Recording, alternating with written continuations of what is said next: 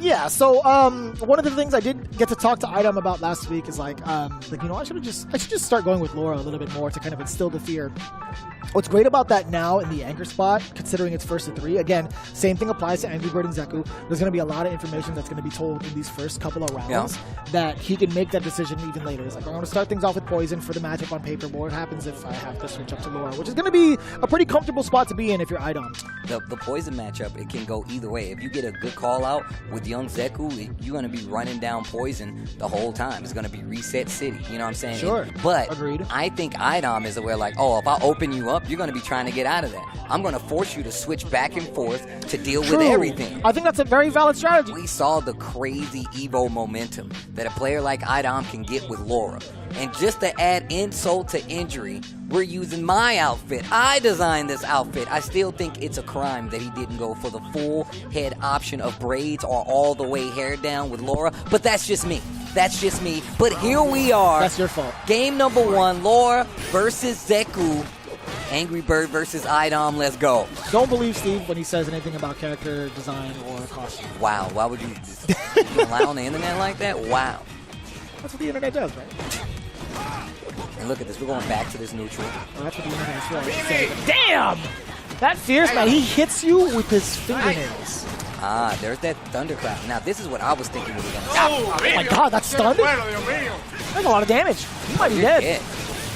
Ugh! Yeah. No. Go! This is a different kind of Angry Bird, man. Like we've seen him in the realm of a CPT. We've seen him in Evo as well. But at the same time, it's like, this is Idom. Like, I haven't seen anybody make Idom bleed that significantly. At the same time, again, that was the information phase, right? And that's a lot to be said with Idom. He's like, all right, well, I have an inclination of how you want to play this game. You see he's a little bit more reluctant in regards to throwing other normals. Oh! I take it back. I take it all back. Heavy kick. Look at the damage payout right here. One more guess could be a stun. Oh. And goes to old Zeku. He thought he had the stun, that's why. EX has an option now, looking for an activation, uses the wall jump. Ooh! Yeah, no contest. Getting out of there. Oh my gosh, using the V-shift to get out of there. Small trade. Uh-oh. It's the clip double that's overhead. twice. And this is what I was talking about, being able to run it. And in young Zeku, so the ground game is going to be even stronger for Laura. V-shift not going to work. Double V-shift to get out of there, and there's the switch. It's getting real. Nice! Go! A not even needed. Knows that Idom was going to try to get in there to close out. That Graham from long distance, the old man switch, paid off perfectly, came exactly when Angry Bird needed. That's going to be the first game in this first to 3. Pretty significant right now in regards to the momentum. I think there's a lot to be said with, okay, well, I mean, it's shifting now. How long can Idom kind of keep that pressure on? Once he loses his turn, Angry Bird goes nuts. I mean, I think it can go either way at this point, right? Now you get to play this ground game, and the old Zeku switch is probably going to be coming up pretty soon, but now you got this knockdown. Trigger active. And I'm like this right now. Angry Bird is still on. Yes, sir. Taking it all back now. Idom just needs one more guess.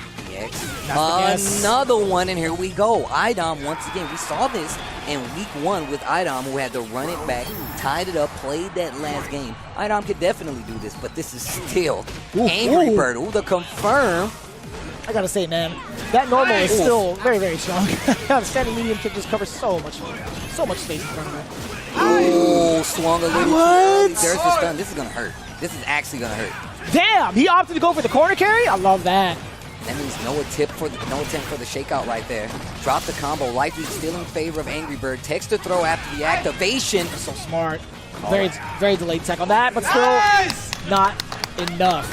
Idom was not ready for the recovery. He wasn't ready for the throw as well. Angry Bird looking to take another game, but still, IDOM also has a round on the board. Gets the counter hit, reset. Not sure what that was, but the stand light kick stuff. I think that might have been a gram. Still not enough. Going for the throw option. What an anti-air. Actually switched the sides. Stand light kick confirming to the elbow. Another. Oh, he's going to be doing it again. What is Young Zeku going to do about it, right? He's Side forced what the? We've seen that before. We've definitely seen that before, but I don't think Angry Bird was ready for it. To be fair, like, no matter how many times you've seen it, it's still going to be ambiguous. Big Bird in the back. That's a lower round. That's a lower round. Wait a minute. One game apiece right now. This is first degree once again. Those elbows starting to pay off. Now you see the young Zeku switch instead of the old to start off with. And that's going to give, you already see he's already using that heavy punch to try to get something started. And I love the trade-off. Yeah, the fact that if you're stand blocking it, you are allowed to trade afterwards with a crouching jab, but if you're crouch blocking it, it's a whole different story. Oh, once again. Oh, yeah, anti-air on the other side, back in the switch. And now you can just see Angry Bird trying to get out of there. Anti-air not going to work, but the combo confirmed. Forward throw. That life gets a little lower. I'm looking for an old Zeku switch. Gets clipped trying to get out of there. Stand light kick this time. Tail in. What a confirmed back throw again. Another sweep. Guard your toes and don't swing on me. That heavy kick really starting off with the damage. Started in the first game. Back again in the third. This man is disgusting. Oh, anti-air yet again. Yo, IDOM has been very consistent in getting that. He only got clipped by it once. He's like, never again. Yeah, he was like, you know what? And I think it was just a positioning thing, right? Like, just a little bit out of range. And ever since then, has made the proper adjustment to get it. Even being ready to trade on some of these, you know, these jab combo startups. Get a knockdown. Stand medium punch, just walking. IDOM down to interrupt with the crouch medium. Oh boy. The flip. Are we going to see another lower round? Or IDOM through. Stun. Let me get a little meter. That's an IDOM round. I don't know about you, but that's definitely Let me get a little meter. Can I get my order with side of meter, please? Right. Oh, I need some more meter. Please, sir. Please, can I have some more? Here we go now. Full critical art stocked up. Yeah, pretty much firing right out the gate is Angry Bird. Pretty much checking with the EX Grand, but now, again, immediately into the young Zeku switch. Trying to punch with that crouching heavy punch. Oh, reset. Gets the command throw on the other side. Laura in full control. In the range right there in that crouching heavy punch to go into thunderclap right after. And now Angry Bird is just having a hard time getting anything started. Oh, the EX with a little extra on to do it again. Oh, I don't know what that was. The dash possibly? Back throw, trigger on the table, watch your toes. Activation not going to work. Tries to go for the throw. And just a micro when you're step playing back. against IDOM, Laura, he gets more comfortable when you get closer to him. مالك تصبر بس. That is 2 games straight for IDOM, runner-up at the previous EVO, just falling short against Kawano. But now, again, in a whole different atmosphere, still trying to maintain that championship caliber in terms of how he's going to be playing. Opens up below. No command grab here. Angry Bird very much so ready for it. The anti-air, yes, sir. So difficult to do as young Zeku, but he just gets the spacing. Goes forward, tries to go for the normal throw this time around.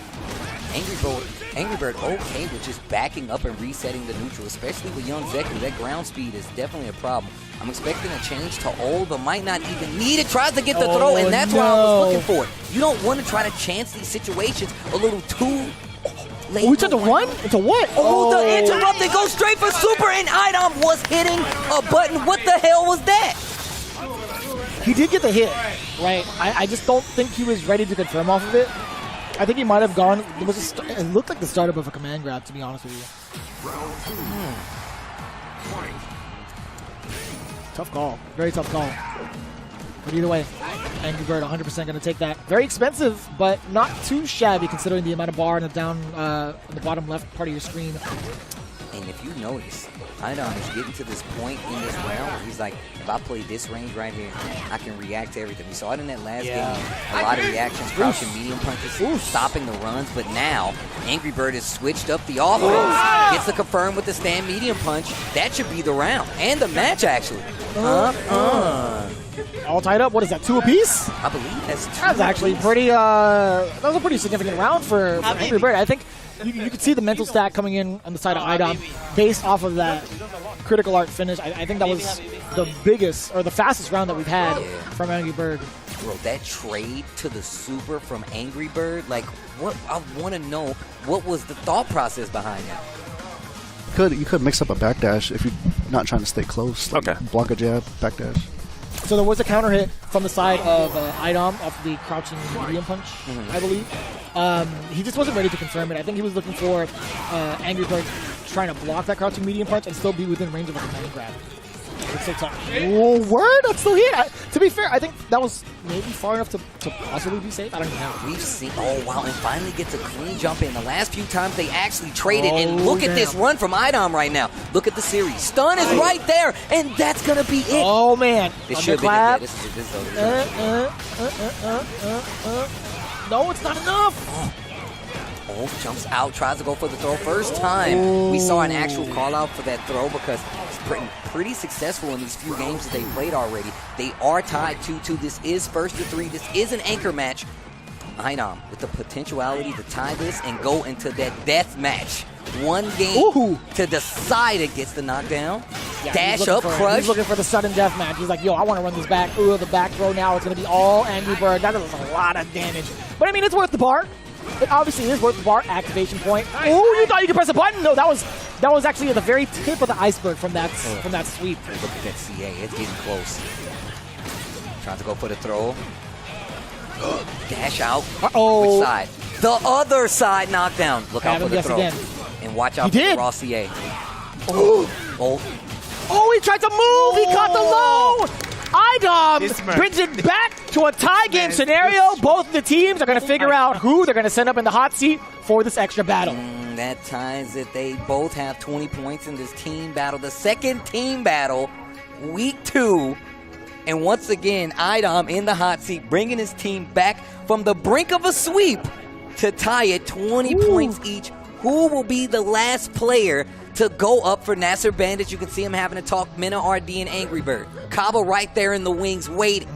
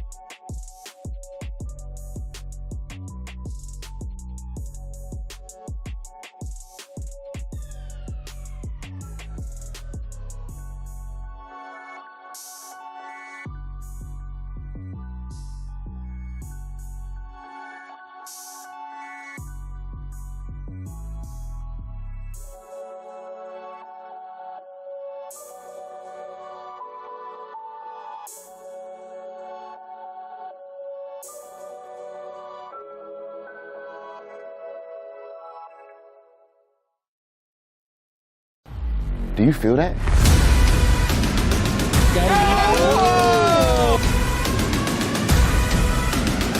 The ground trembling beneath our feet. We've all noticed a tectonic shift in the fighting game community. Let's go! Wow. Everybody's game. Nice! Let's go! As our gods have been shaken to the core from the footsteps of young titans growing louder and louder. Got it. Almost. We have 3 Capcom Cup champions, all with an insatiable desire for glory. Oh my God! I don't believe it! Oh, you didn't know. He's back. KnuckleDu is your Capcom Cup champion. Capcom presents the return of legends, the rise of a new generation looking to take their spots, the pursuit of domination. A line has been drawn in the sand, and only the bold will cross it. This is Street Fighter League.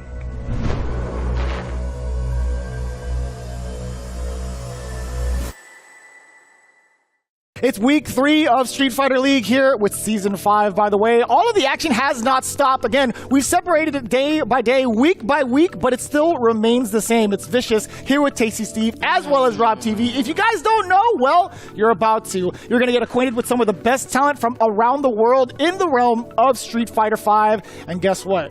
They're all on different dream teams, super teams, if you will, all assembled for one goal to be the best that they could possibly be in Street Fighter League. Again, let's take a look at the teams and what we have in store for all of you folks at home. So first we have CLG, new to Street Fighter League. We have Samurai, Chris CCH, Just a Kid, and Filipino Man. And then we have Endemic with Shine, IDOM, KnuckleDu, and GamerBee. And of course we have Panda returning with Punk, Nephew, JB, and Kami. Of course, rounding it out, we got NASRxBandits. That's going to be the birds. Big Bird, Angry Bird. Of course, we got Mena and Kaaba to round it out. Then, of course, we got a new one. The Red Rooster. Mono, Smug, Hot Dog 29, and Ajax Fidelity will be that team. And, of course, we have UYU rounded it out. And it's going to be Oil King, NL, DCQ, and Shin. And just in case this is your first time tuning in, let me break down the brand new format we're implementing here for Street Fighter League US, in which each team has 4 players. The away team submitting their player order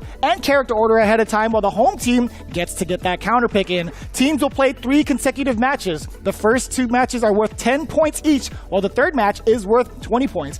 If the teams are tied after 3, there is one final best-of-1 match that awards them 5 points. The team with the most points at the end of the battle wins.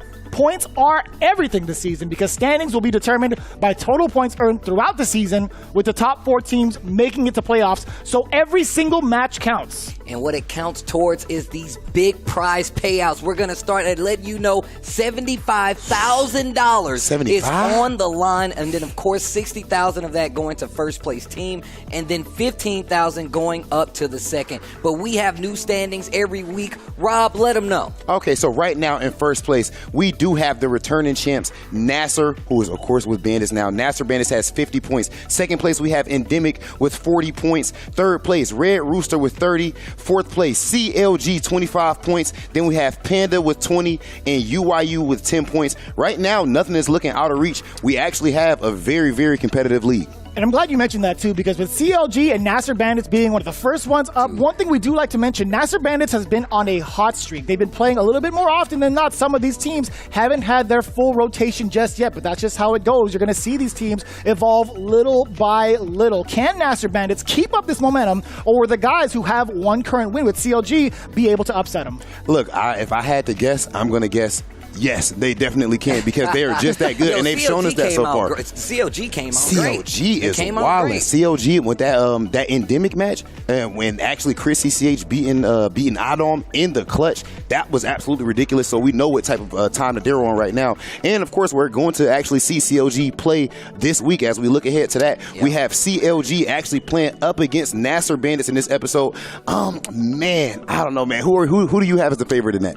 CLG, neither of these teams have lost yet. Neither of them have lost. Straight up, the favorites have to be NASRxBandits. It has to be just based off the accolades of the individuals alone, and as a cohesive unit, when we talk to them in their interviews, as well as what their game plan is during the sets, hands down have to be the favorites, but my personal has to be CLG, right? My brain says NASRxBandits, my heart says CLG. That. With that being said, though, that's only one half of the team battles. Our next team battle is going to be Panda versus Endemic. We saw them in that first week go up against CLG. Didn't turn out as well as they had wanted it to. IDOM is on that team, expected to be one of the heavy hitters, but Panda, man, they got a lot to prove, and Punk is on that squad. Talk to me a little bit about that. Oh, man, of course. I mean, as soon as you see Punk's team going up against any squad with IDOM winning, I feel like we get some of the best matches that we've seen in Street Fighter V in general. I mean, honestly, that might be in the conversation for the best Street Fighter V rivalry. Oh, yeah, I was about to say, all rivalry, time. You have to count the Punk IDOM. Yeah, but, right now, of course, IDOM is more on form.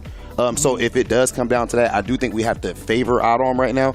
But, of course, Punk is Punk, man. We've seen what he did even against Mena. Down 0-2, switched to the Luke Mirror match, won 3 straight. So he is that good. I could see it going either way, but Endemic does have to be favored. And I'm glad you mentioned that as well, because you talk about Punk carrying with that anchor position and being able to clutch it out. However, they are in the home side now. Yeah. They have the full advantage of getting the counter pick, so that all of the brute force and the weight is no longer on Punk. They actually get to strategize a little bit more effectively rather than sticking taking themselves out there right out the gate. I like Endemic's chances here still. It's still just one of the strongest teams we have here in the league, man. I feel like that fourth player dynamic really does make these teams a lot stronger. We're going to get into these team battles. More Street Fighter League Season 5, baby. We still alive right after this.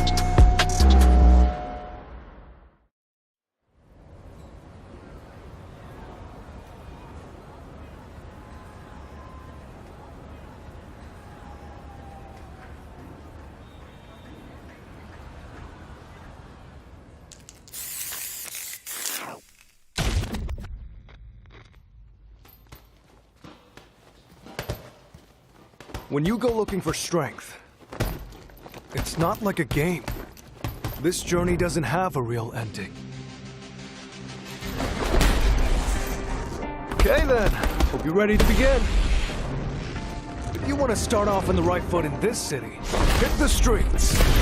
Yeah, hey there, I do this. Never fear losing. And when I get up in the game, y'all be improving. A real problem, but I solve them all face proof. And if you think I'm going forward, then you talking fool.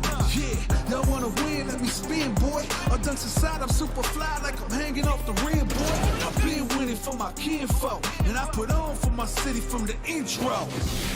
Fight!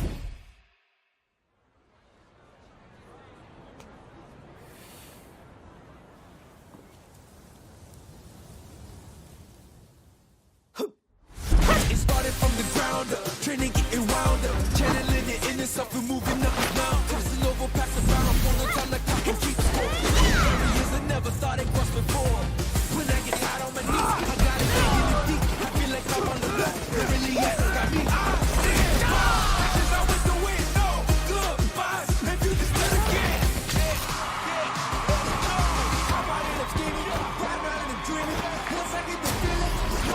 The top player is here. Let me have some fun. Ready? Then show me. This will be a good fight.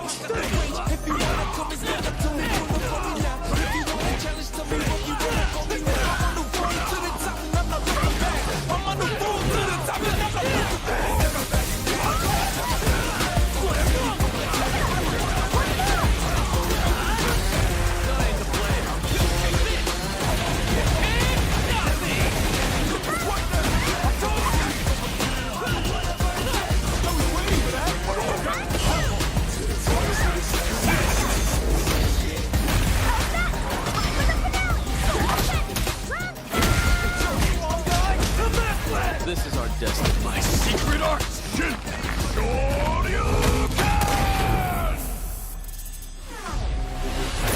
Street Fighter 6.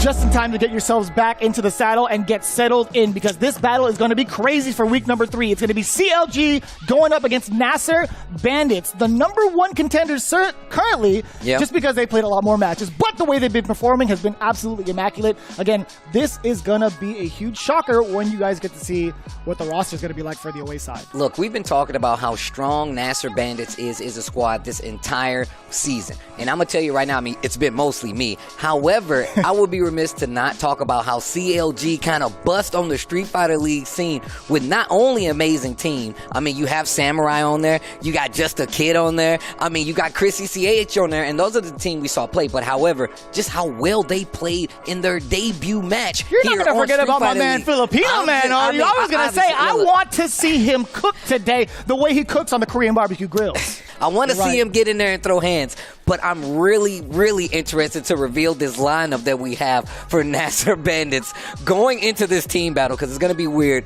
However, I want to know what CLG is going to throw at him. Yeah, that's right. In fact, let's take a look into the minds of Chris CCH, part of Team CLG, to see how they've been faring up thus far up until this week. Take a look. I am here today with a young Titan, a modern-day juggernaut in the making, none other than TSM's very own and CLG's very own, Chris CCH. What's going on, bro? No, I'm just doing fantastic. How about you? I mean, I'm definitely feeling really good, bro. I mean, obviously, these type of things, I feel like us being offline, being able to hang out and stuff, even outside of just playing, like just being able to hang out and talk trash to everybody is super fun. You know, we've talked some trash with each other in the past, once or twice. Once or twice. Yeah, At least one time. I think some people actually, you know, we talked about a little bit about it on No Neutral. Some people probably felt like that we had like a bit of a feud, a rivalry, but I don't know where they would get that from. I mean, you know, I think I can understand where people might have gotten it from. A lot of things were said on Twitter, but like you said, being offline in person is a little bit different than being on Twitter. I think people might not. Did he just say I'm not with the smoking? Oh my God! Well, not what I'm saying about you.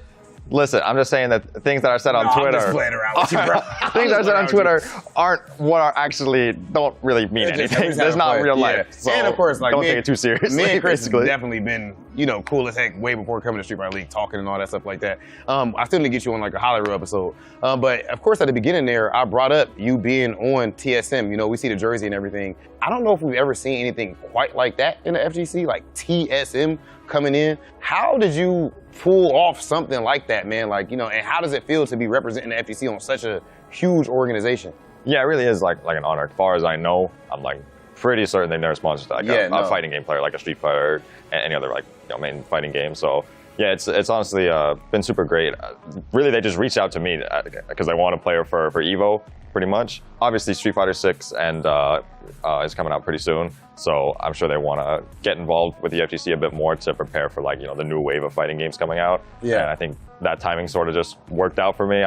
Obviously, a lot of luck involved with, you know, when you get these opportunities. On top of, you know, when you look at recent performances of any US player, I think out of all the players that weren't sponsored, my recent performances have probably been the best overall. So facts. Yeah, that's facts. So I think it was kind of a natural choice, but yeah, really fortunate. And you know, I do feel I wouldn't say I feel any pressure, but like I want to represent the FGC well. I feel like as far as like representing the FGC correctly, you definitely been doing that up to this point. There's a lot of times where if people look at the OG players specifically, and they'll just assume that they're stronger than you guys, or, you know, you're not gonna be able to compete no matter what you do. And does that ever put a chip on your shoulder? The names, like, they feel powerful. Maybe they have like an aura behind them because of everything you know, about them. They have like this aura about them. They've won these big tournaments before, but that doesn't matter at all. When you sit down to play, it doesn't matter how many EVO medals you have or anything. All that matters is whether you can beat the person that's sitting down right next to you. That's the only thing that matters. Bro, I swear, you literally, honestly, like, my heart rate is legitimately up right now just from hearing what you said right there. And I 100% co-sign and agree with you. Ladies and gentlemen, how can you not love this man? This is why I respect him to the level that I do. This has been none other than CLG and, of course, TSM's very own Chris CCH. Well, if you look at Chris CCH, he's definitely been on the rise for a year or two now, and offline as well as online. However, you got to speak with Mena RD and NASRxBandits. I would love to hear what he has to say.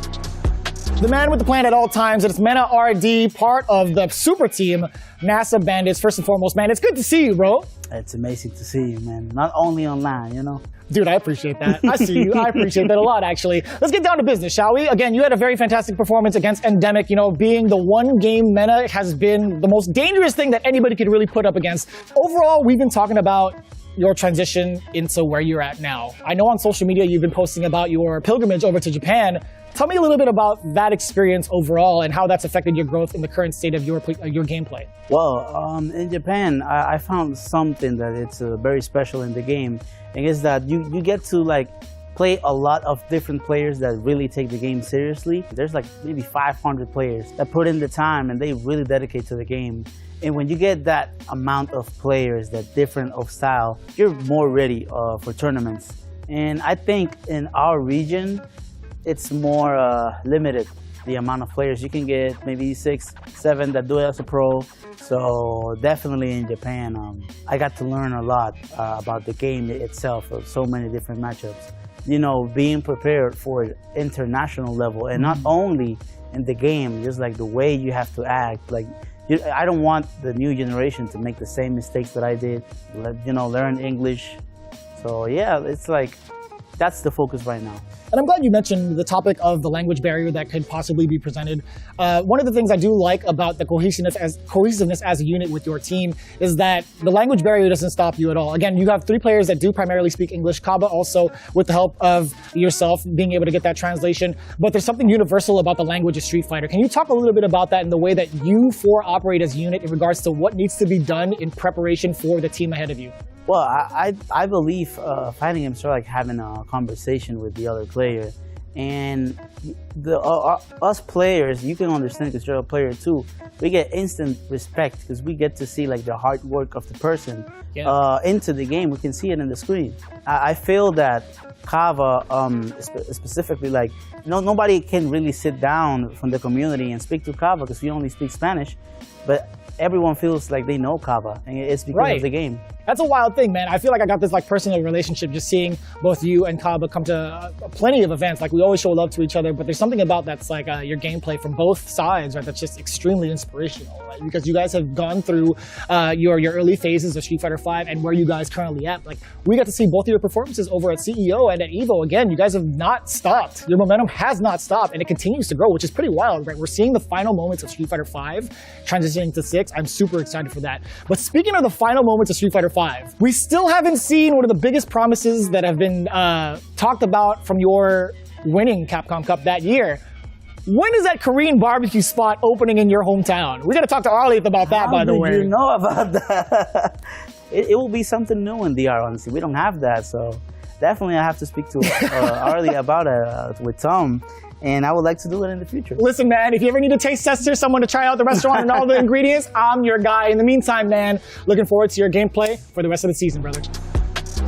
Mena RD, one of the strongest players out there in the world at this point, Capcom Cup champion, and just having like the fortitude, man, to actually keep playing at that level is really strong. And Mena is still just as devastating as a player as he's always been. And on this team that we're about to see play shortly, I'm expecting nothing less than amazing play. He's such an amazing player. The Bandits, bro.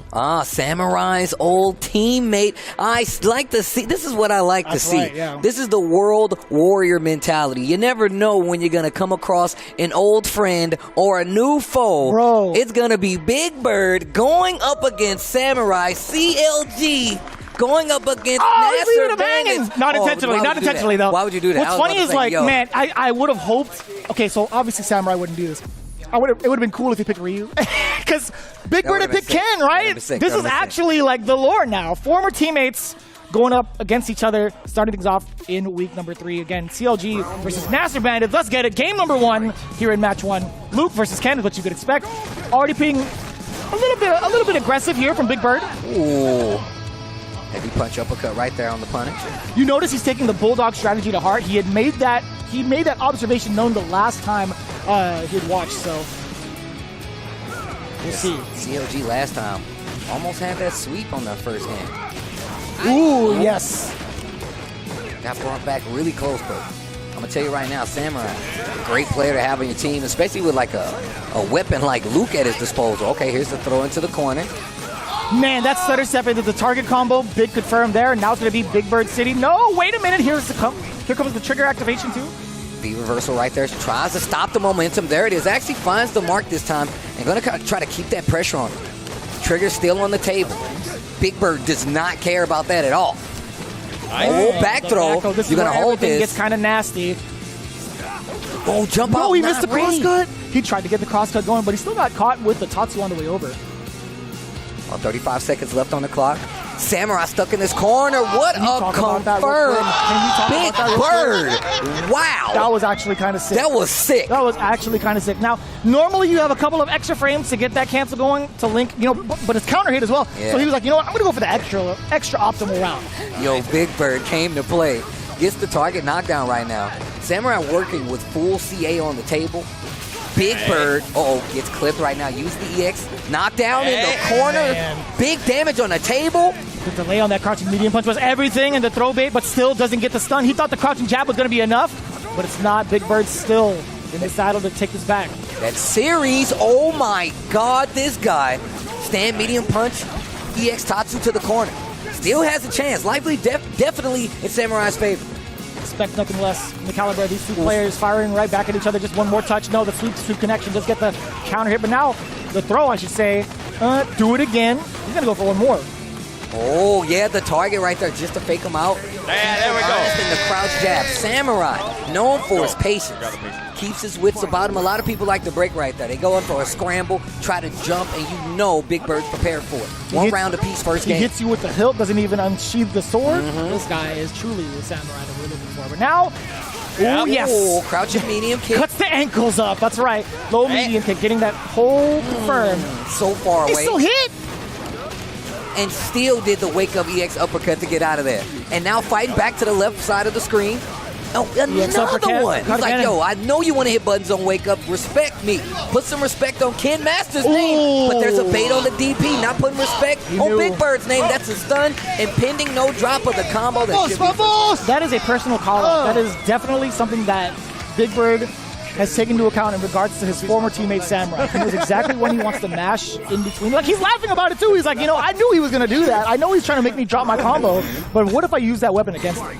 I like this. I like this. First game going to NASRxBandits. It's so wild to see him get yelled against by the Nasr team. Like, he was the one that was pumping them up. Now the tables have turned. Right, the birds were in his favor at first. Now he's all on the other side. They're pooping on his car now, bro. I just got this thing washed. Literally happened to me this morning. Anyways, going into it now. V reversal. I love that he's using Ken V reversal to keep this momentum in his favor. Keep it controlled on the screen as well. Samurai for both matches so far has been fighting out of this left corner. Back to the wall most of this round. Target combo knockdown.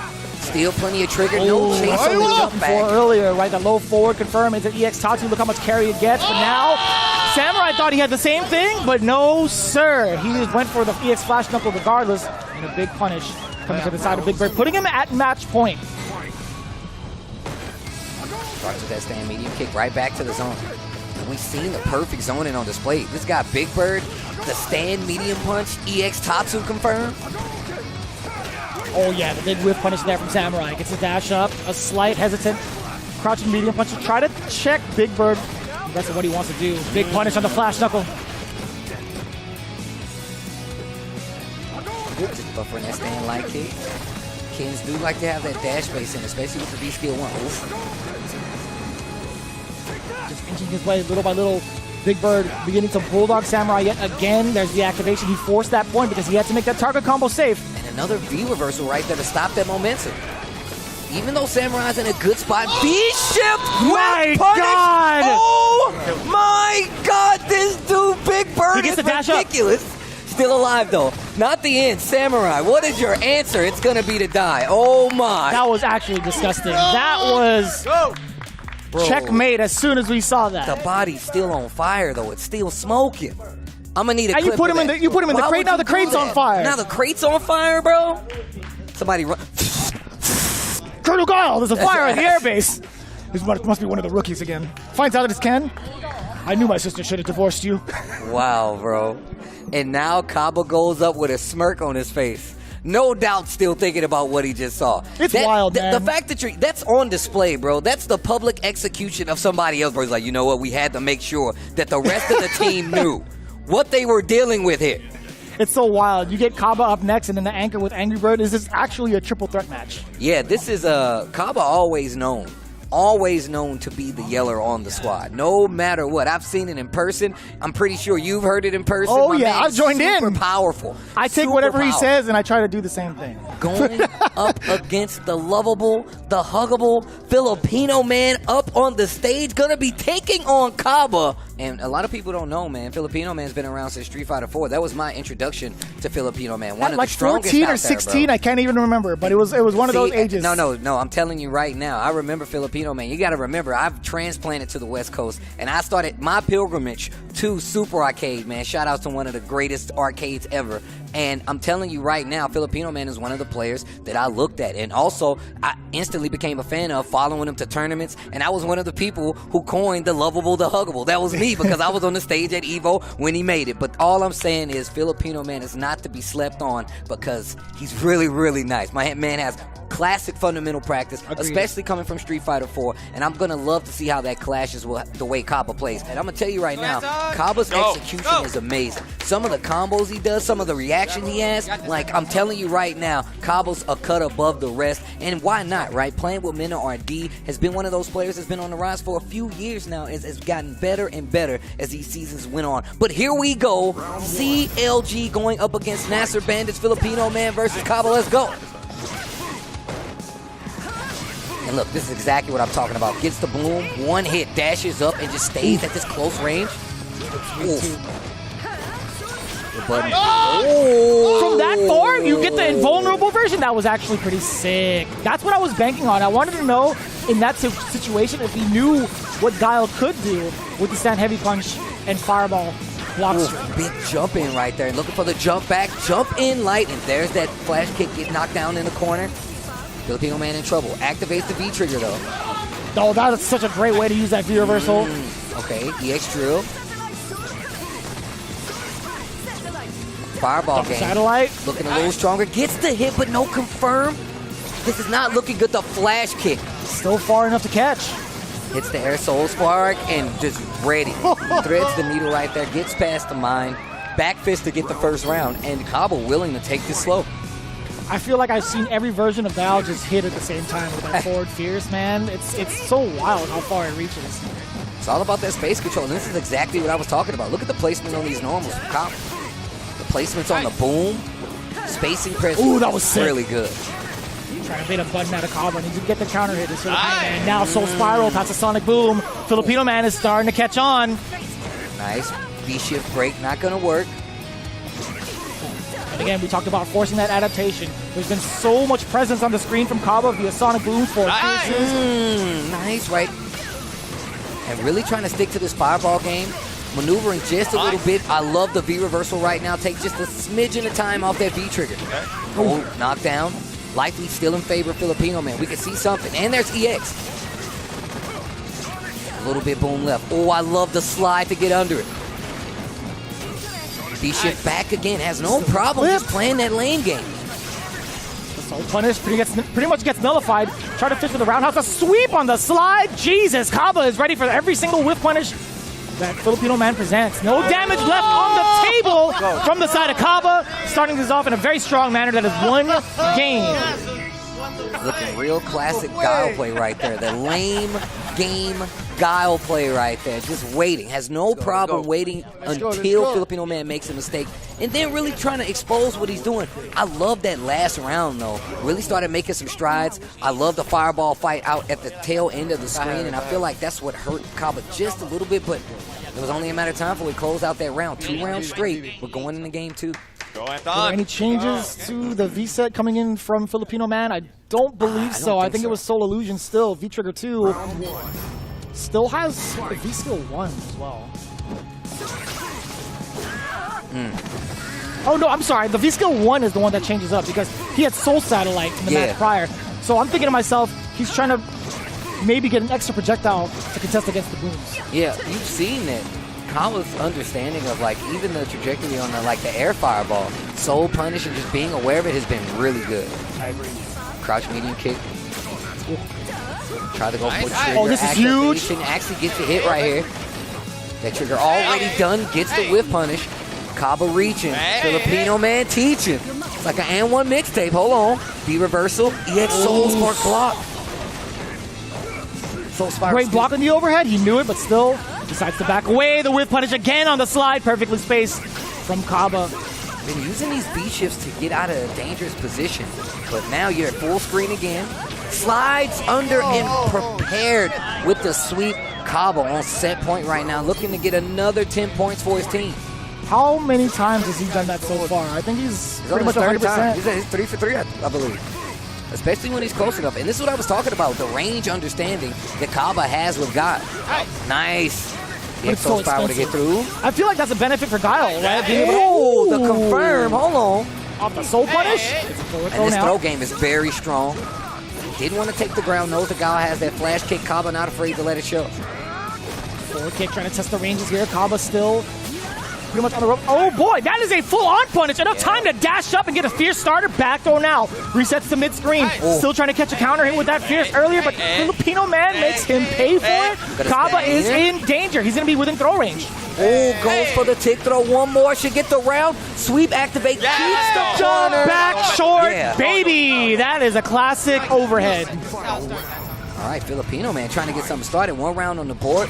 Give me another round. Do it again. Yeah, forcing the meter. Man, that was a great response from Kaaba, too. He's like, you know, if you're going to spend your meter for your soul spiral, not soul spiral, but sorry, your fireball, I'm going to do mine as well.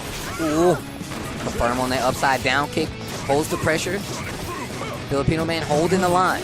Ooh, there's the soul spiral. Okay, gets through this time. The soul spark still gets stuffed out, man. That soul spark block string hasn't been working out at all yet. Okay, hits the throw, dries the hair, back in, and just instant V reversal. Knocks time off of that V trigger to steal their fireball battle at the end of the screen. Smart. And it has not been working for Filipino Man. Always a challenge from Kaaba, and just dashes up with the whiff punish crouch jab. That's going to be another 10 points. 2-0 for Kaaba over Filipino Man. You can tell, man, as much as we like to credit Filipino Man for being the Rose player, Kaaba was just way too prepared. No, like, there's not a lot of Roses out there, but he is definitely studying the tapes. I don't know who he has out there at the DR to practice that Rose, but he was extremely prepared for everything that Filipino Man threw out of him. Everything. One of the biggest things that I've seen, like, a lot of players don't even contest against standing heavy punch into the fireball because it's been highlighted a lot, even in the showcase. It's like, well, this is a true block string now. Well, if you have an invincible way to get out of it, more often than not, that is your choice. And I felt like it was just like the range. Like Kaaba knew the range. And maybe just one of those things you let it rip, and if it's a true block, it won't come out. But if it does, then you know you were far enough to get the flash kick in between. But now, 20 points for NASRxBandits. Here's the thing, looking into it. Chris CCH being in the anchor spot, they're down 2 matches. He has a 20-point possibility. We could go into that extra battle yet again.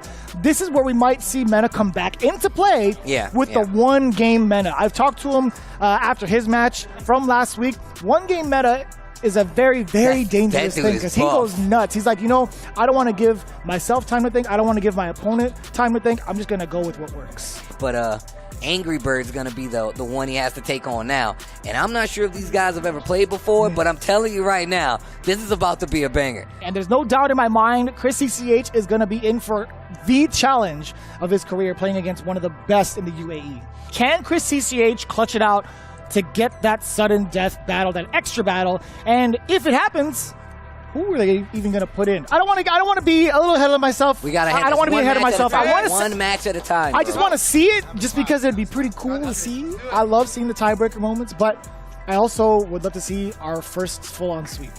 Yeah, I mean, but dude, first off, I guess the 40's off the table, right? But no, it is. It's still there. It's still there. For Yeah. NASRxBandits. Okay, I thought you were talking about CLG, but here we go.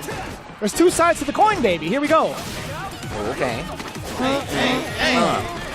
Throw to the corner. This song is so sick. Big damage on the table. Stun? Not quite, but enough. If he gets the stun, that does kill. And he does get the stun, he might kill. That's over, baby. Uppercut, man! Yo, that was so deep. It was so sick. You know what's wild about that? Chris CCH was feeling it in his bones. Yeah. He was getting hit after hit after hit, and he was jiving with it. Bro, you can tell the head bob when you do the combo, that's how you know you're in the zone. It's so sick. That's how you know. It feels so good to hit. Here we go now. Finds the target combo, the big opener now. Angry Bird has been stuck. That is a big counter poke button right there. This control is heavy. Dash up, tries to get the back throw. Nice. Yeah, that riff is crazy. It's so good. I can't like not listen to the music. Ooh, nice. Fighting in the middle of the screen for quite a bit.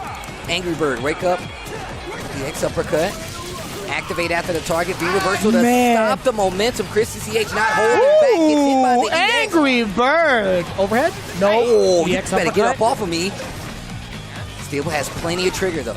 Plenty of trigger on the side of Chris CCH. Gets the hit, you better spend it. Oh, he could actually, I was going to say, he could probably chip away from that far, but Angry Bird wants to bring the fight to him. Plus frames after that. The thunder kick to close it up. The overhead. Chris CCH letting one slip, 1 round apiece. He could have punished too. Imagine that. Like if he had blocked it, it would have been pretty dangerous. That would have been the round. Side switch, tried to go for something fancy. That was an impressive frame kill, even though it was a draw. That's what that was. Checking and moving it again. No, nothing from the standing medium punch. I wonder if he could have gone for maybe like EX Tatsu if it was too far. He wasn't sure. It's such a good normal. Ooh. Oof. Oof. Gets the target. Okay, forward throw. Angry Bird trying to stop this offense. Has the life lead now, confirms the EX, spins a little bit of the trigger. V-skill up. Little fireball battle. Needs to be really careful. CA is on the table, and we know Angry Bird can confirm. Chipping away right now at that life bar. All right, nice cross cut. You already know it. Checking the moving yet again with the low medium kick, but still the onside is there for Chris. It's going to be too high. It sure is. I already knew what was going to happen. As soon as I saw it, that's going to waste your full CA, and now you got to work a little harder. And that's just Chip. Don't keep giving it to him. Try to DP through it. He had to. He was just trying to work his way through because if he just sat there from further out, it was going to give Angry Bird all the momentum back. Oh my God, the counter poke with the crouching jab, a huge smile and a big cheer from CLG all across the board. And that was pretty important, right? He had to keep pushing forward against Angry Bird because he didn't want to get that chip damage just being a sitting target. So I'm thinking you're going to sit at the end of the stage, right? You got the life lead, jump a little bit, but it plays out perfect. I don't want to give Angry Bird that space. Like the way he moves and the way he pressures you in the corner, it's going to lead to his advantage. And on the way over, it's like you're taking so much chip damage anyway. Nah, that's true. Oh, what a punish. Oh my God, he read the throw? Let him go! Oh, what a confirm. Wait a minute. Abusing with this crouch medium punch from Luke. Talking about being stuck in the corner. Ooh, wow. Huge. From coast to coast, or at least just past mid-screen. Checking the low yet again, but still nothing really converting off of it. With a couple of lights peppered in there. Heavy punch, trigger activation from the side of Luke. Chrissy CH gets blown up with a low medium kick. Angry Bird now on fire. Stuck in this corner. Already in trigger. Tries to get out of there. Crouching medium kick, abusing it. Big Bird. No interrupt. Text to throw to follow. Spins the rest of that trigger. Stand heavy kick coming from Angry Bird. Oh no, didn't get the full charge. So still got to fight it out. Tech on the throw. EX Tatsu one more. Can do it in a bad bet on the EX. Angry Bird. Set point. Excuse me, match point. I don't even remember how many games he's won. Right? To be honest with right? you. I've been so involved with the matches that I've already forgotten the score, but I'll tell you what right now. Angry Bird's up around. This is best 3 out of 5. Just heads up for everybody at home that have been sucked into the action. With 1-0 currently for Chrissy CH.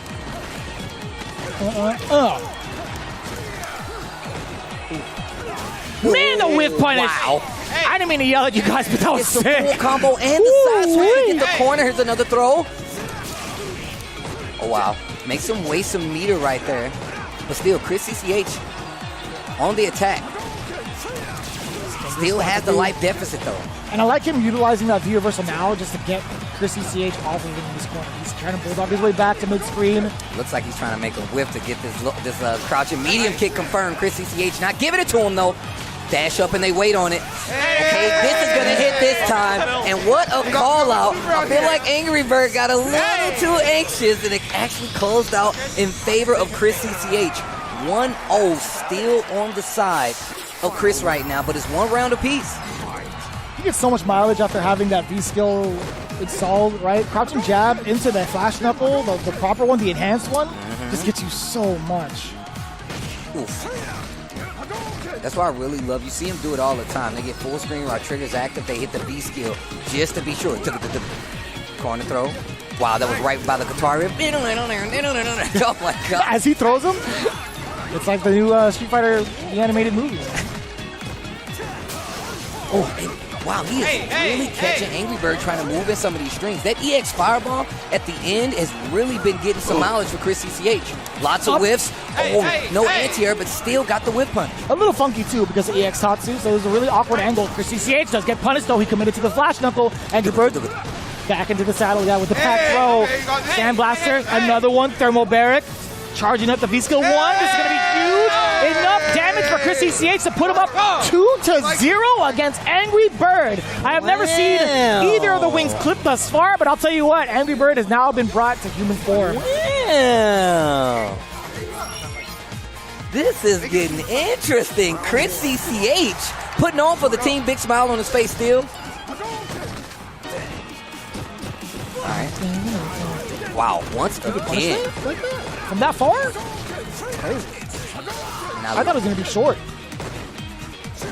Crouching medium kick. They're just battling mid-screen right now. Trying to see who's going to let up on the defense first. Lots of great life on both sides confirmed from the medium punch. Absolutely ready for the stubby normals that is crouching medium punch from the side of Luke, but now, yeah, didn't so I finish like that. Yeah, I think Angry Bird is expecting the full target combo to come out. Of course, because you see that he has trigger active, and that just gave him a chance to move a little bit further out of that corner, and now he's activated now, fighting in the middle of the screen. Lively still in Angry Bird's favor, though. Nice confirm with the EX. Back to the corner you go. Confirm with the flash upper. Ooh. Man, again, this guy's counter pokes is insane. His counter pokes are actually insane, right? Low forward to check. He's like, all right, well, I can still use that standing light kick afterwards. I mean, he's not plus by any means, but at the same time, it's like the bravery to throw that out there is pretty good. Angry Bird's timing versus Chris CCH is telling a lot right now. Look at the patience on displays. The crouching medium kick, EX Tatsu confirmed. He's using his medium punch to gradually move out of the corner. Oh, big whip right here. Make a pay. Ooh, big damage right here. Hit the counter hit, confirm again. Doesn't even need the trigger. Oh, you're actually going to be dead. Uppercut this. Oh, you're dead. And I didn't even need to use the meter. And he gets to install the arm. I'm telling you, man, he gets the Popeye arm. All the damage comes in. No spinach necessary. I'm sorry, Steve. No, bro. I wanted to add to it, but you covered all the bases. I could see the look on your face. No, bro. Look, I used to watch Popeye, bro. I'm talking to an old guy here. Crouching medium kick. Ooh, the uppercut. Once again, stop the jump in. Look at that stun bar. You're dead again. Is that a 3-0? No. Yo, you're hella dead. Oh, come on, man. I thought it'd be hella dead. Oh my God! Lordy, that was actually disgusting. And I'm gonna tell you right now. Chris CCH is feeling himself. You can tell he's feeling himself. Started using the EX at the tail end there, and look at Angry Bird consulting with the rest of the team. Now we were talking about the demeanor has completely changed. It's so different. It's his business time. They bought out the briefcases. Contracts are being signed. We need to get this Chris CCH guy out of here. Yeah, he's calling an executive and he's going meeting right back now. up. Look at him.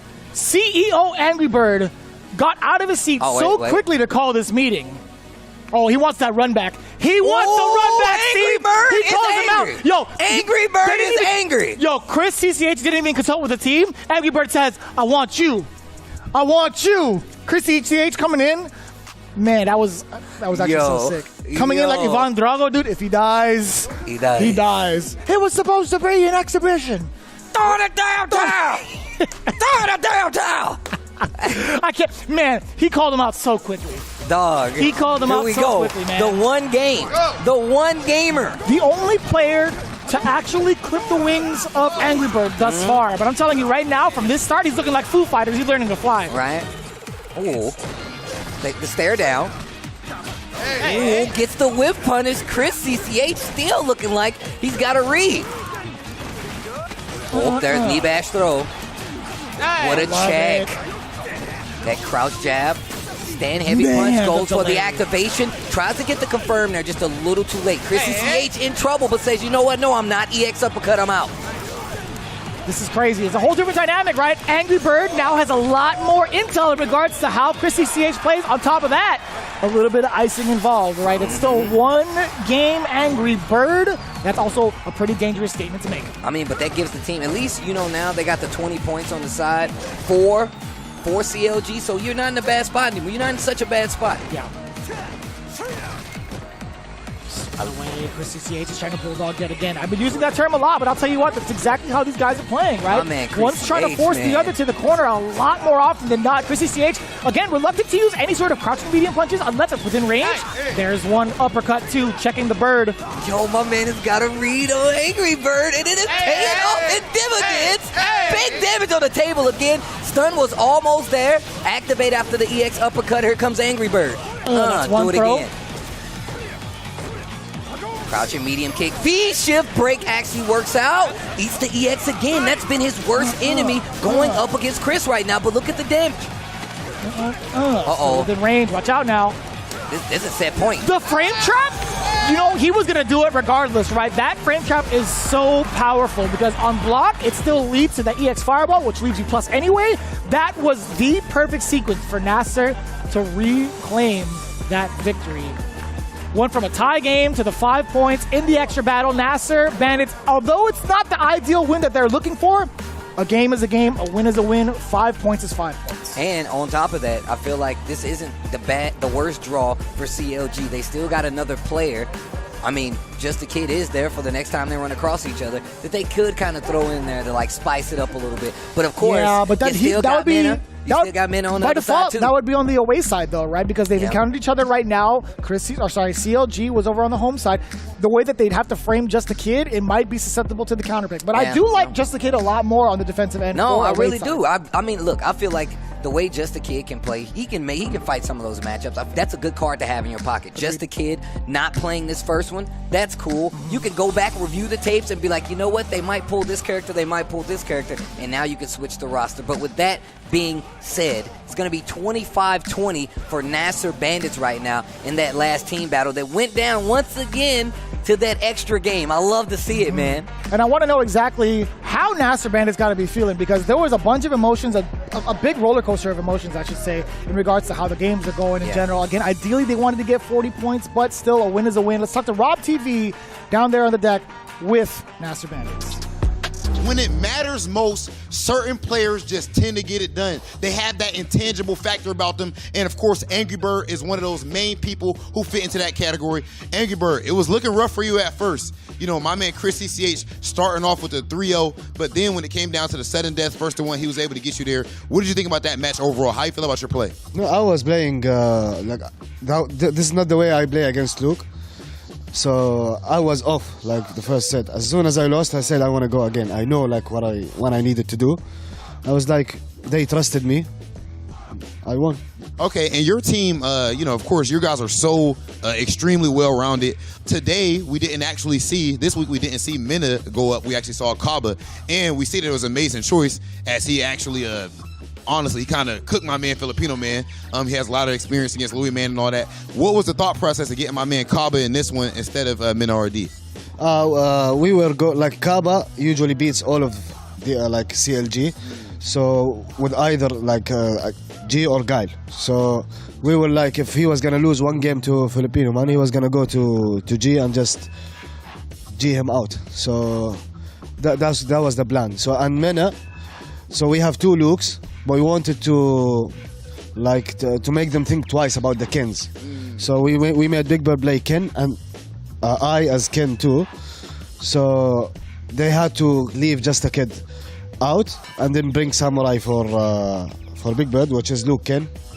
And like the matchup is good, 5-5, and it's not even like we know they don't know the matchup properly. So and I was going to go last because like I was good against Luke. Okay, and the last thing I want to ask is, like, you guys just tend to outshine everyone else. What do you think attributes to that? Like, why is it that at Street Fighter League you guys are so much stronger than a lot of the competition? Just trusting each other. Just trusting each other, putting out the strategy, practice in place, just having a good team behind your back. Calm, cool, collected, and confident with very good reason. Ladies and gentlemen, this has been, of course, Team NASRxBandits, and we do have a lot more amazing Street Fighter League action coming to you after this break.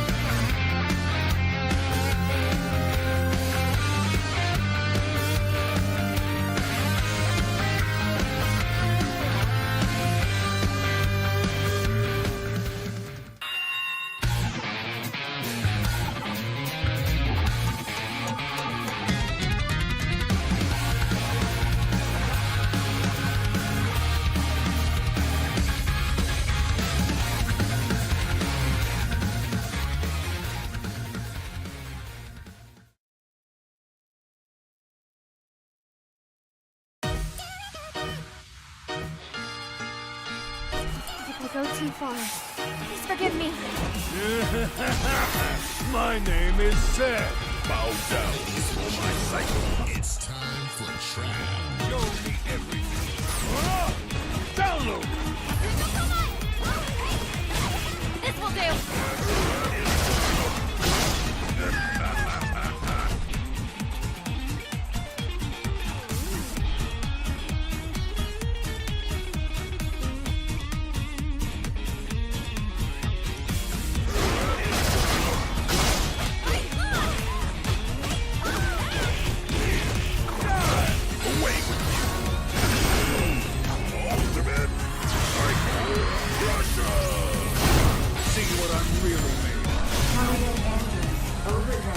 I'll settle this. It's the end! Let's go!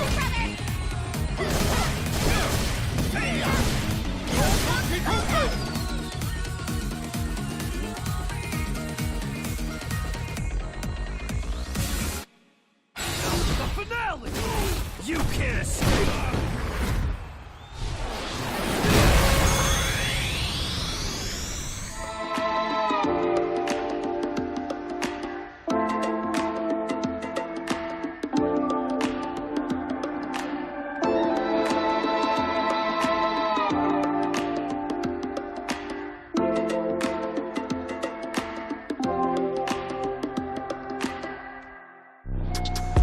Street Fighter League Season 5 returns. We just saw CLG go down to NASRxBandits, but that is only one half of the team battles we have coming up for you guys. We got Panda going up against Endemic coming up next here for this week's team battles, and they're going to be nice. I believe we did get to talk with some of the team members, but I'm not sure who. I do believe it was Nephew coming in from Team Panda, Team Friendship, right? We haven't really gotten to talk or even really get to hear from Nephew at all yet, but we do have that exclusive interview. Take a look. I am here with one of my favorite Street Fighter players in the world, none other than my guy, Alan Sun, aka Dark Neff, aka Nephew. What's going on, Neff? I'm doing pretty good. Are you all of those names I just said? I wasn't really keeping track, but some of them at least. Are you Dark Neff? Right now, are you Dark Neff? I wouldn't say right now, because currently I have a 0-for-1 record. So Dark Neff is a winner. Yeah, Dark Neff has a 100% win rate. Yeah, that's true. Yeah, he comes out later. I've definitely never seen Dark Neff lose. It might be better to save him for like the super clutch situation or something like that. Even the playoffs. As far as the way you guys' team is constructed now, to me, it seems like it's like very much a friendship route. But it seems like, you know, your team synergy, I would imagine, would be extremely high. So how was your team constructed? I mean, it was pretty much that. Like, Punk wanted people he was close to, so that like there's good team synergy. Yeah. I mean, that's worked out in the past. Like 2 seasons ago, it was like me, Punk, CJ. Yep. And then last season, Team Panda, so it was Justin as well. So. Do you think that a team tournament feels different than like a solo tournament, even though you're still playing like a first or two like pools? It's different in the sense that like you're not just playing for yourself, like you're also playing for your teammates, and you don't want to let them down. So there's like a little bit more pressure in that sense. And also I feel like something that isn't talked about a lot is like having people on your team that you're close with, like you're able to practice with them and like develop strategies. So like that goes on behind the scenes. Okay, Neff, so as far as the last thing I ask you is, of course, you're all about the team, right? But for on an individual level, if you guys won the whole thing, but you just got cooked every single goddamn time, would you care about that specifically? Like, do you specifically care about your personal performance? Yeah, I would definitely care. Like, if I win. What about the team? No, I and team. I mean, if we just straight up won, I'd be like happy, but it's still like I didn't do anything. So I definitely wouldn't be too happy with that. If I got a couple wins, I feel better about it. But if I just straight got like 0-10, then it's like, nah. Yeah, of course, that's just a straight disrespect to yourself. But yeah, of course, that's just a super hypothetical situation that would never happen, because this is none other than the one, the only Dark Neff. Always a pleasure talking to you, and I cannot wait to see what happens in your next match. And I love that competitive aspect of Nephew, right? The Dark Hado, or the Dark Nef, I should say, doesn't come out until necessary, right? He doesn't want to shed unnecessary blood. I also love the fact that, you know, you still have this pride aspect to it. I mean, obviously we're here for the team play aspect of the game, and even what we saw from like NASRxBandits and stuff like that, them talking about how, hey man, if you don't know this matchup is cool, come and talk to us. That personally is that lets you know how cut of a butt, the caliber of players that you have here. Not every player, not every team is going to be able to discern that. So just hearing them say that really is a strong thing to see. No, without a doubt. So I'm really curious to see where they're even going to implement Nephew within this team battle, specifically going up against Endemic, right? It's going to be GamerBee, KnuckleDu, and IDOM, but it seems like there's one missing from this equation. Yeah, I'm going to tell you right now, I had an amazing interview with Shine. Let's get some words before we get into this next team battle. Street Fighter League Season 5, we're still alive, and Endemic is still alive. I'm here with one of the players, my boy, the Shiner himself. What's good, man? How you been? What's going on, Steve? Doing pretty good. How about you? Man, you know me, man. We're here for another season of Street Fighter League, man, and you're not no spring chicken to the world of Street Fighter League, man. You've been here for quite some time. You've seen a lot of new teams. How do you feel, man? Season 5, it's been a while. It's been a while, and I think it's a very different Street Fighter League compared to the one I've experienced. It's a very different time. There's a bit more. The ceiling has raised a little bit. Yeah. So it's very different, but I think that makes the whole experience like a lot better. Like the level of skill that I get to like compete against, like I really do love that, especially like, you know, COVID and everything too. Yeah. Like it's something that we've missed out on like for a while. So I'm glad that this still gets to happen. I'm glad that I actually get to be a part of it this year. Now let's talk a little bit about this season's team of yours, bro. You got the return of KnuckleDu on your squad. How do you feel, man? This is one of your best friends, one of the homies that you played with for quite some time. How do you feel him being on your team is going to affect the overall playout? I think that Du is like, when I think of Du, like there are players that like I admire at like a very high level. So like he's definitely one of them. Like I've learned so much from, like, even if he's like out of practice and like he gets smoked like every game, you know what I'm saying? Like, and you know, you may not know this, but it's not like it's not like I went out of my way and begged him. Yeah. You know what I'm saying? Like he went out of his way to do me a huge favor, actually. At the time, I didn't have any teammates. Ooh, that's actually OD. I definitely did not know that. Now, first off, that's a lot of love from the boy, man. Yo, bro, for real, man. That's real life, bro, because, you know what I'm saying, a lot of people don't understand that we out here playing video games on a competitive nature. They don't understand that I've met some of my favorite best friends in my entire life. Part of the reasons I'm here having this discussion with you is because we got people, you know what I'm saying, that look after us, man. So it's always good to have somebody on your squad. Real talk, man, that's love, bro. Yo, shout outs to the boy Dudang, and shout outs to you, Shine, man, for real. Like, think about what's been happening over these past couple years, man. You're a damn good player. It's been amazing to see like the strides that you've made, man. That's one of the reasons I'm a fan, bro. You always grinding, you always trying, and I really appreciate that. That's what you got me doing here, Steve. I'm sorry, bro. That wasn't I just want to do that. You know it's love, bro. You know it's all love. And like I said, man, it ain't nothing to be ashamed of, man. Real talk. If it's one of those things, man, y'all are close people, man. Y'all friends. This is not just about video games, man. We talked about how Punk said he's here with his boys. We all know each other. We all know each other, man. The fighting game community is a small place. It's compact. It's a lot of love. But on the competitive side of things, people forget that we are still friends at the end of the day. We still homies, man. We all are still good camaraderie friends, right? Yeah, I really do appreciate it. Well, look, man, I'm going to tell you right now, your progress, not just here, but just over the years in the fighting game community, I'm happy I get to say this to you, it's been amazing, man. You know, I'm like an old man in this stuff, and I love seeing like these new players come up, keep the game strong, and I love seeing you around, man. And I want to say good luck on the rest of your team battles. I'm sure we're going to talk more. Ladies and gentlemen, it is none other than Endemic's very own Shine, and we're going to get back to these team battles here at Street Fighter League. Yo, I'm going to tell you right now, man, a lot of people see the competitive aspect of this, but they don't realize a lot of these players are friends, man. A lot of the reasons that, like, some of us are here is because we met friends in this community to play these fighting games. It's all about the competition, but we're friends. Shine pointed out that the only reason he's here is that KnuckleDu came to him.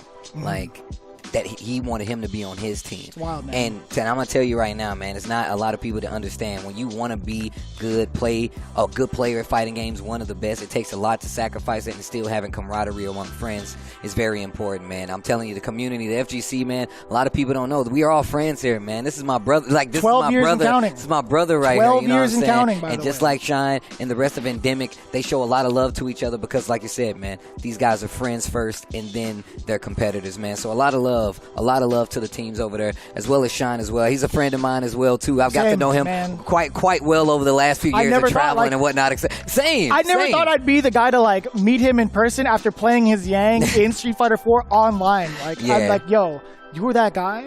That's you? You're Shine, the one with all the mixes in the corner? I got beat by you? You're cool as hell, man. Yeah.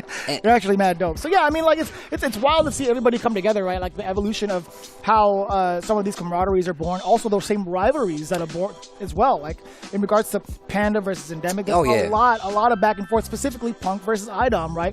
I hate to kind of bring this up all the time, right? This conversation happens more often than not, but at the same time, it's like these are kind of the classic storylines that we look forward to. Yeah, no, that's definitely true, man. And I love seeing these guys being so competitive as well as keeping that team aspect of it. But we're going into it, and it's going to be a mirror match. We got Kami coming up against GamerBee in our first team battle between these two. And let's see, it's a Luke mirror. That's right. It's going to be Panda versus Endemic. Panda on the home side, so they get to counter pick. And of course, you know, throwing up against a Luke, that's not a bad deal at all. I've been watching Kami stream this character for quite some time as well. He's been studying a lot of footage. I want to see his evolution from the character that he's played before, which was like Akuma. He had Seth as well. Akuma, I want to Seth, see and where Akira. this, and Akira as well. I want to see where this Luke is now. In regards to how GamerBee has been playing, he's taking the wayside of being a tournament organizer for his community. I want to know who's got the better half of the other for the Luke mirror. Oh, lots of neutral being played right here. And I know you talked about GamerBee. GamerBee is definitely like, hey, man, I'm trying to win. Let me get this character. And Kami's pretty much like that, too. But he has to feel that character as well. Luke is just too good, though. And on top of that, I feel like he has that Shodo feel to him that you can come from, like, an Akuma and be able to be successful with this character. And that was a good activation point, too. Off of the third hit of the target combo, still being able to extend after that instead of going full target combo, V-trigger, thermobaric. I love that option and decision-making from Kami. Ooh, that could have been uppercut still. You were still within range. That could have been uppercut. But I get it. Like if GamerBee had not pressed the button, he would have been susceptible to the punish on the way down. So it makes sense. All right, first round. GamerBee looking real good. Ooh. Oh, it's just at like the tail end of that roundhouse as well. Yeah, lots of just the fireball pressure. Big jump in, finds its mark. I've never seen that normal actually hit like that. It's always been roundhouse. The hammer fist? Oh, that is going to hurt. Give me a little meter on top of it. That's a lot of meter. Wow. Not quite dead. EX uppercut coming in from GamerBee, but that's still a tough hill to climb. Just one touch away. Yeah, he's waiting. Yeah, Kami's just being so patient. Ooh. Uh-oh. Oh, no. This is not good. Oh, it whiffed. Oh, the EXTP. Do not let him run this back. Thermobaric. Gotta keep it safe. Thermobaric. Gotta keep it safe. I can do it too. Hoping they run into the EX. Not gotta gonna keep work. it safe. Stand light kick might be the ender here. Can't let you get close. I can't let you get close. Chill Sunnon's the god, man. I totally forgot about that. I used that so many times last season. Oh my god. Jesus! Oh, You're dead. You're dead. You're dead! Why? You crumble under the pressure. GamerBee immediately turned to his team, gave them all a big smile. What? Ran that back? Yeah, he legit said, I can't let you get close. That's exactly what happened. He got into his defensive stance. Can't let you get close. Good pressure here. Oh, that's stunned. You gotta be quicker than that. Oh, you gotta be. Dash up 2 times over, forward play now. What's the Oki situation? You get to dash up, but it's not your turn afterwards. Oh, had the trade. Stun is pretty close. Gets the forward throw. Oh, he gave it away. Okay. Has the resources to close out. Okay. That was too hard. Don't do that combo. Look on this highlight saying It's that too is too hard. hard. Don't do that combo. You trust me, baby. Just trust me. I got it. That's pretty good. That's actually I pretty think good. he should have did EX hands, EX fireball. I'm with He said, nah, man, we taking the scenic, the cooler route, bro. What I like about that input also, he's trying to keep it like practical. He wants to be like, risk averse, but at the same time, it puts a smile on Kami's face. And that, you rarely get to see that during competitive Kami. I hope we got a cut because he was cheesing so hard when we went after that match. It's pretty good. And Kami is one of those players, he's been at Street Fighter League for quite some time now, as well as like he's always made strides to be a better player. He's definitely an active streamer, and we've talked about that as well. Still a traveling competitor. Oh, here's the activation. Big damage possible on the table right here. Jesus, you're not kidding. An explosive, man, how many times has GamerBee resorted to that? The EX uppercut out of the corner. There's just so much risk behind it. Ooh, EX the knockdown, the round looking solid, Kami. Yeah, it looks like you're hesitating a lot. Like you're not confident. You know when we were growing up watching GamerBee and his runs from Evo after Evo after Evo, I've never seen him this perplexed ever. Oh, yeah. My man has the inquisitive eyebrow. I love it. Oof. Ooh, you see the reactions on this man. Oh, he does it again off the confirm. It's looking all GamerBee. Forward throw. What happens after that? Roundhouse, you know it. Oh, you hit You're a still button. Yeah, you connect. can't do that. Was not ready for it, though. Back throw. GamerBee. Oh, EX to get the knockdown. Trying to make something happen. Activate. Oh. Can't let you get close. V reversal. That's every time the V reversal happens. I can't let you get close. Crouch jab to check the dash in. Okay, GamerBee. Just slow it down on a dash. Big round right there. Huge life lead. You can hear Punk in the background saying, slow it down. Oh, that was a good attempt. That was a good counter hit attempt. Or at least counter poke attempt, excuse me. Nice. Back to the fireballs. It's a lot of respect from both ends, right? Slow creeping from both sides, checking with low medium kicks, right? Oh my God. Big crush. Bro, that move when he gets the crush, just the leg on the side of the head, bro. Yeah, it's nasty. The glass breaks. And the reaction is appropriate because the character is like completely stunned. Ooh, what a punish. Activate. Big damage possible. Actually just takes the knockdown to get the corner pressure. We've seen Kami shine here in this matchup already. Oh, can't let you get close. We're so annoying. Right. All right. Relax. Going into it again. Yeah, GamerBee still, he's made this comeback happen before.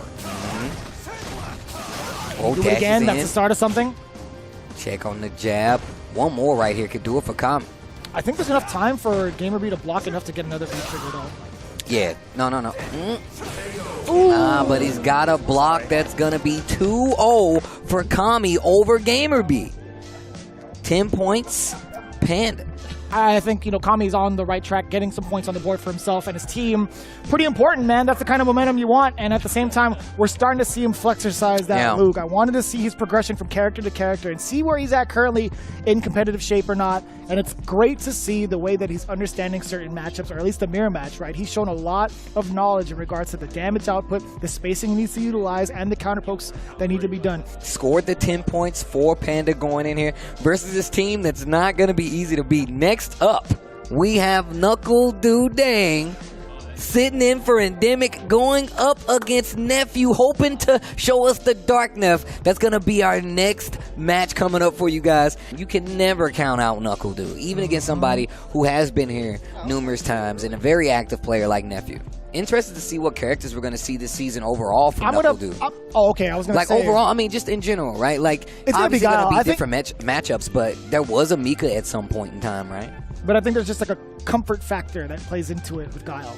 Yeah, no, that's definitely true. And I feel like when it comes to like controlling and being able to actually, get control back of a round, Guile's really good for that, especially depending on the V-trigger you use. Get the baby booms on the screen as well. For KnuckleDu, I just want to see what character we're going to get from for Nephew going in. Yeah, I was just about to ask you that question in terms of versatility, right? I think Nephew has exercised a lot of Luke these last couple of moments, right? On CPTs, on big stages, Evo as well. I don't know if it's going to be Colleen.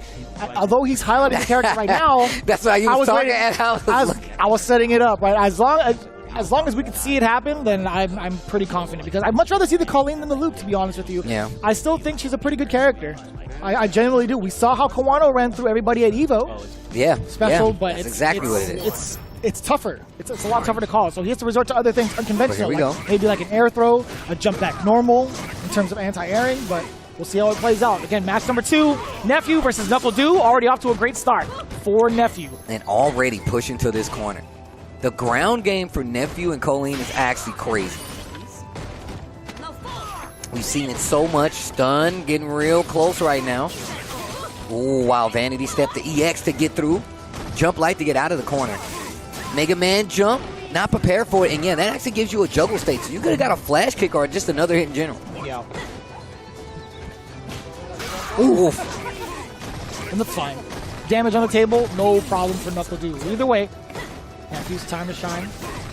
Gets the sweep, The Cold Queen has been activated. Yeah, can breeze through the Sonic Booms if need be. Checking the low and the movement, but still not too far out. But the threat is no longer there. But not too much life left. Sonic actually flash kick out of there. Oh, and the shimmy right there, just waiting for the reaction after the EX Vanity step. And that's what you really have to look for. And this is one of the reasons I would suspect that we would see Colleen, is because of that EX Vanity step if there was a guy. Oh, block right there on the target. Still too far out to get a punish. Well, space for KnuckleDu. It's the spacing I was talking about. Ooh, yeah, and I love his fireball game, man. Hey, that's the KnuckleDu dang. Oof. Yo, my man's rocking the Few Good Men outfit. Oh, backdash throw. Oh, he's about to hit him. He's about to hit him with a "You can't handle the truth." You can't handle. Oh, walk No, he could have forward. finished it. I think he had enough charge time to get the flash kick. Wow, what a block. Still eats the throw. Nephew's tick throws, bro. Nephew's tick throws, bro. Oh, the call out with the flash kick. With the all-white suit. You know who I am? KnuckleDu, baby. Oh, man. I love that decision, too, from Nephew to kind of just use the 50 jump. People have been doing a lot lately to kind of bait out the anti-air normals. EX Parabellum. Takes the Oki. Forward throw to keep the momentum. This is still first game. Oh, wow. Whiff punish on the first hit of the sweep. Gets the dash up combo, but drops. Jump light. A couple of situations being squandered right now, and this is going to give Nephew a chance to run it back. EX flash kick, calling Nephew out. Crouching heavy punch, Side calling switch. Nephew right, or sorry, KnuckleDu right back out. Both activate trigger. Kill range for both right now. If they can play it properly. Still had to hold the boom. That was Jesus. godlike. Ugh. Watch out for the overhead. He's not going to go for it. Trying to close out here. KnuckleDu has a chance. Trigger still there. But you can't do EX. EX Vanity Step is right there. Dude just taking Oh the my space, God, and the the reactions reaction! are crazy. This is KnuckleDu dang we talking about. Nothing has slowed this man down. And look at the chuckle. Look at my man look like he just had his morning. That's crazy. He shook his hand. He's like, I still got it. I still got it. Yeah. Wait till the family hears I still got it. Pretty good, man. It's still as impressive as ever. It truly is such a treat to watch KnuckleDu dang even be in our presence. And Yeah, also just man. being able to commentate another match. You know what I'm saying? Being able to commentate another KnuckleDu match it means a lot to everybody here. All right, here's the rebuttal time for Just gotta Nephew watch right out here. for the EX flash kicks. He's throwing them out quite a lot. The flash kick you're saying? Yeah, the EX flash kick. Just gotta watch out for it. When he's about to die or get stunned, jab and block. He always does it after jab.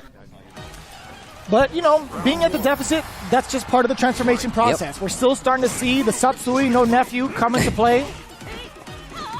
Oof, what a whiff punish on the sweep. Check right there on the Hailstorm. I like it.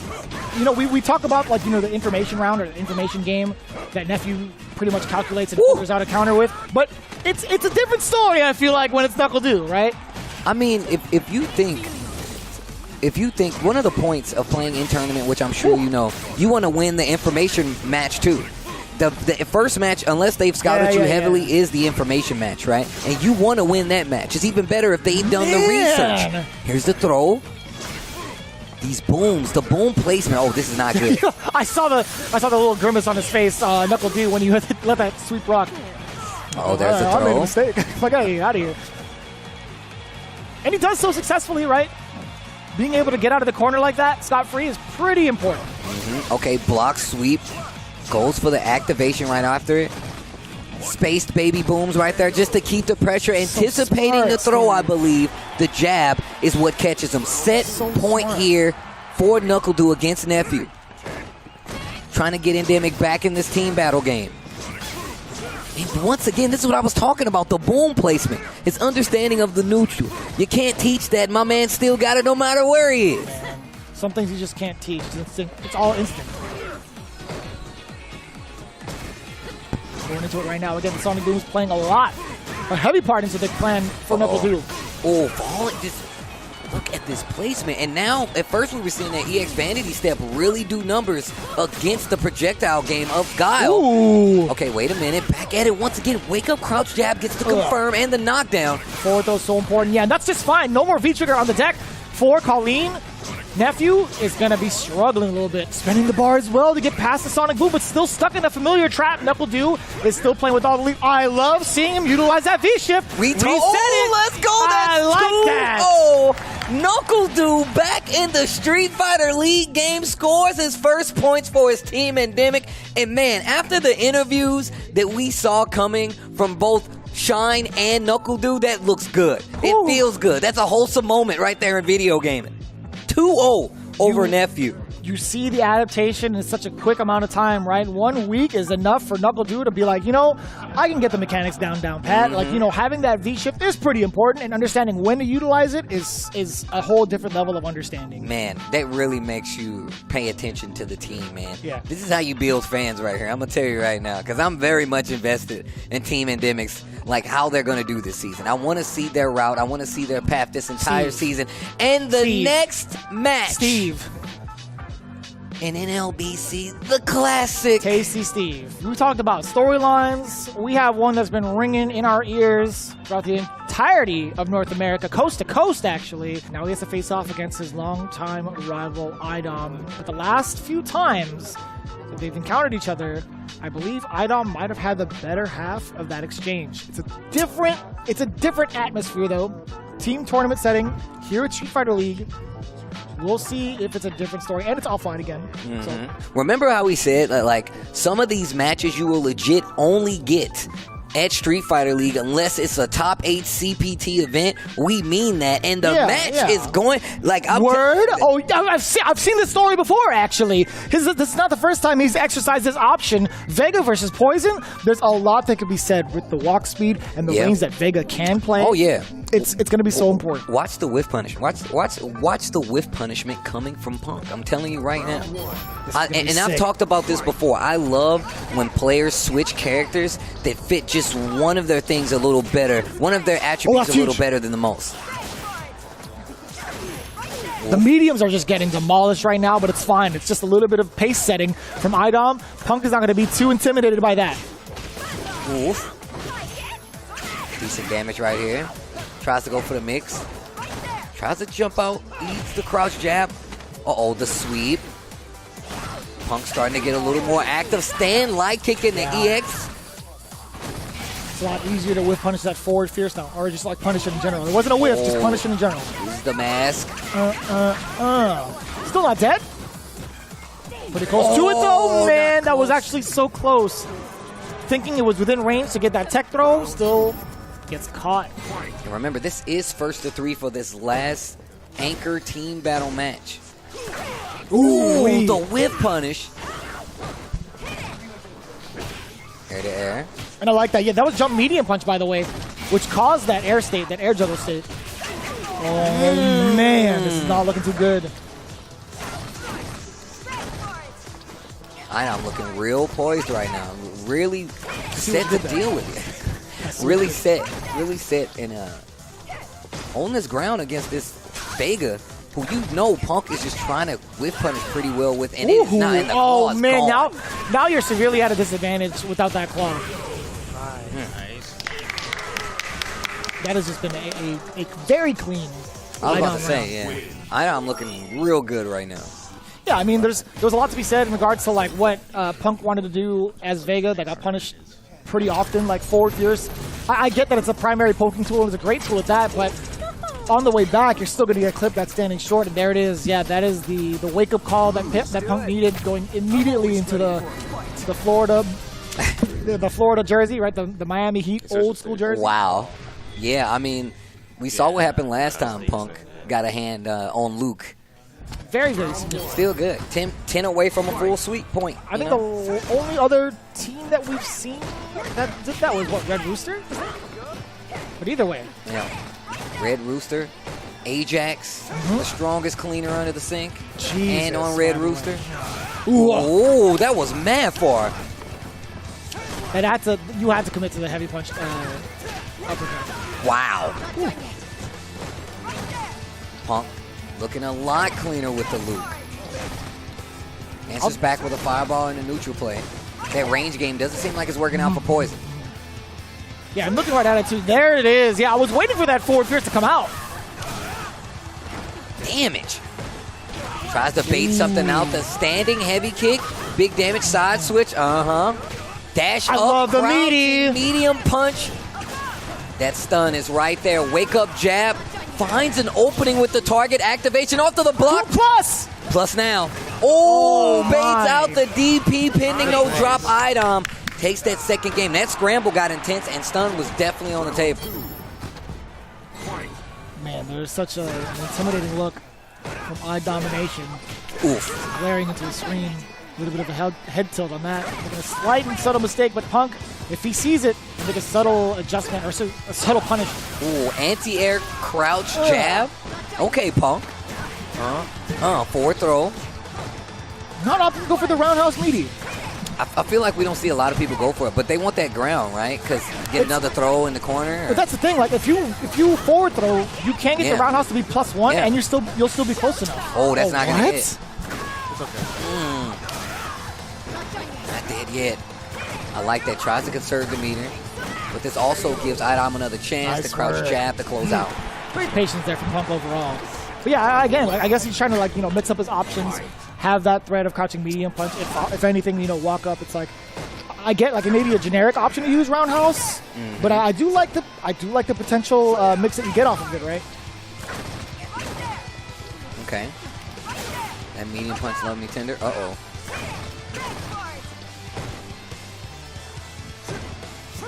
So much patience from both, by the way. Still checking the movement. Punk actually thought he got a confirm, but still Idom now didn't even get the punish, and he's paying for it in full. Ooh. Look at the damage.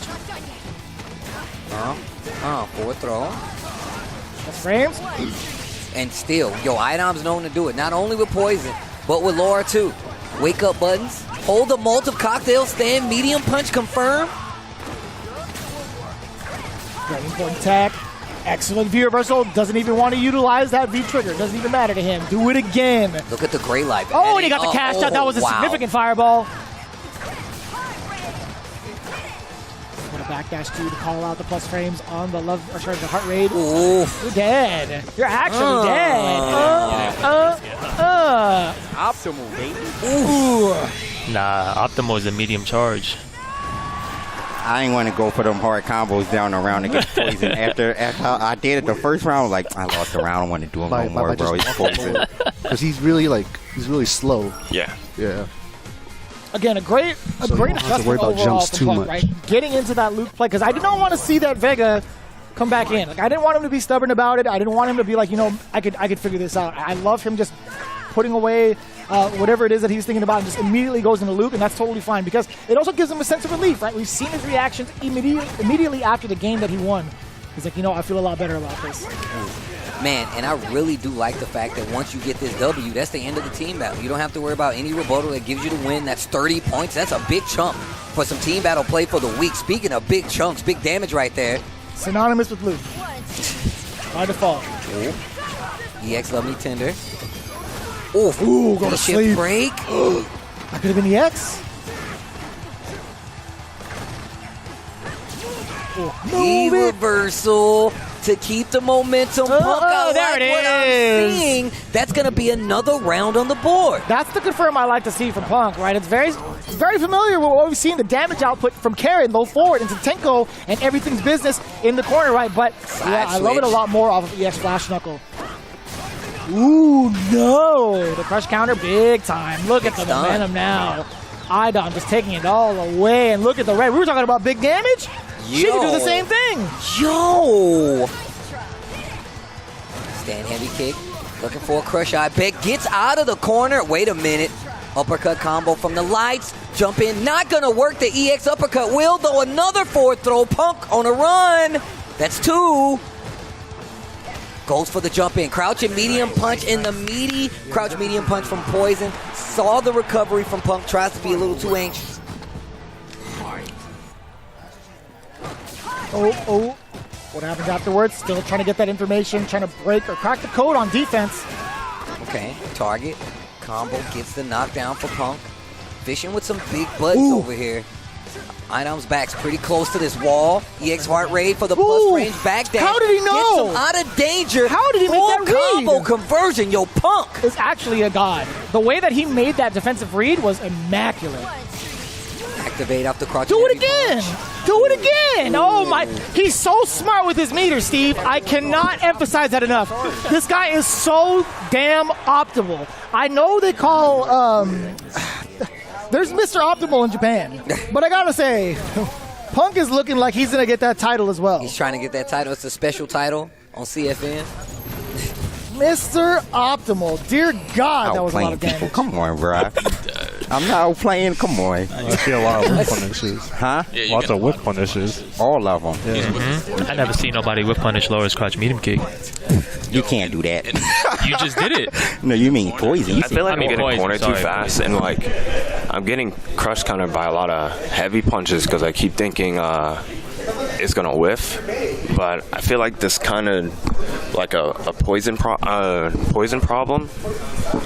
But I don't know if I should play Laura or should I just stick with Poison. Do you guys think like? I think Poison is much better. Better? Yeah, but the way he plays like walk and block. Mm-hmm. He doesn't jump too much, and he always use the forward heavy punch. Head punch is after like low forward. A low forward you block, then he will do it. So it's the best distance. So I should buffer more behind. It's either like after you block the low forward, you walk forward. You walk forward and block. Okay. Also, are you getting hit by forward fierce because you're trying to whip punish with stand fierce? Stand medium kick. Oh, okay. All right. All right. If you feel like Laura would be better, then it'll be 2-2. Then he has one game Laura, even if it is Karen. So if you feel more comfortable with Laura, then do it.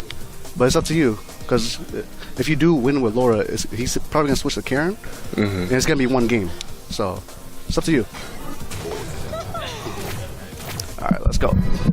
So one of the biggest things that we've highlighted from the side of Endemic is what the problem is, or like what the issue is with the forward fierce from Luke. Like I think there's a lot of times where Idom has gotten caught trying to crush counter, trying to whiff punish it. Instead, he gets crush counter because the normal is just too long, or too long on startup, I should say.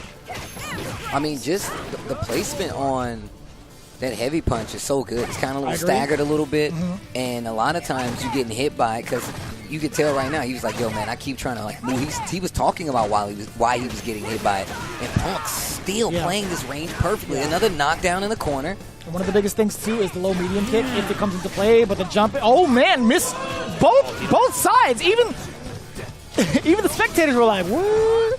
I don't know if you guys heard it, but either way. Tries to use the overhead to That's get huge. the stun hit, and that is not good. Uh-oh. He pressed the button. Yeah, that was... Reading maybe the crouching medium punch? Anything. Literally anything. Punk was committed to that option because he knew Idom was still trying to enforce offense. Wow. Using the bench. Using the taunting bench as part of his gameplay.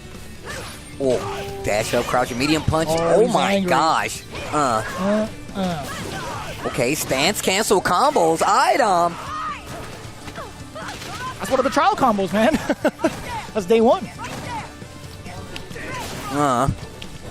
Nice. Jesus! Okay. Oh, damn, yo, he even got a smile on his face. Oh, my God. I'm like, yeah. I pray to God we got a cut on that. That was. I really hope y'all pretty caught good. that. That was good. The eye domination smirk. Woo. Oh, wow. Sweep. So, yeah, that was the other issue that GamerBee was talking about. Within that range of low-medium kick, either you walk and block it or stay out of range, man. Oh, that's going to hurt. Out of the corner, back to the middle of the stage. Catches with the crouching medium kick.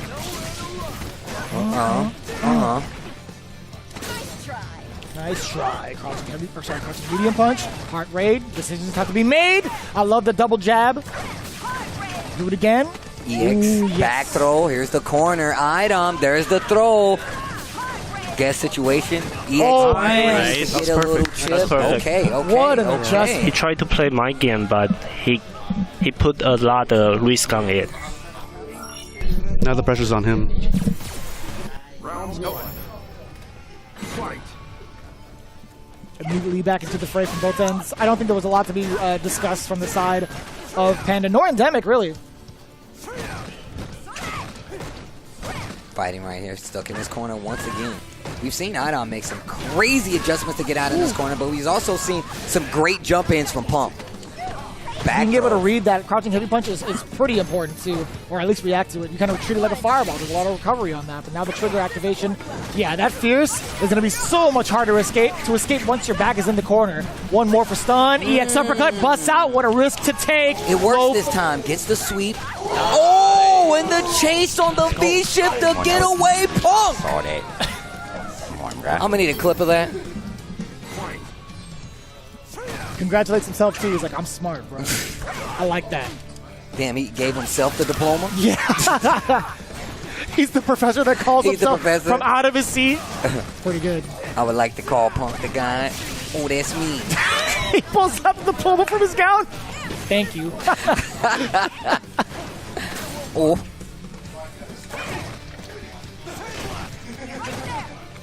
Lovely tender.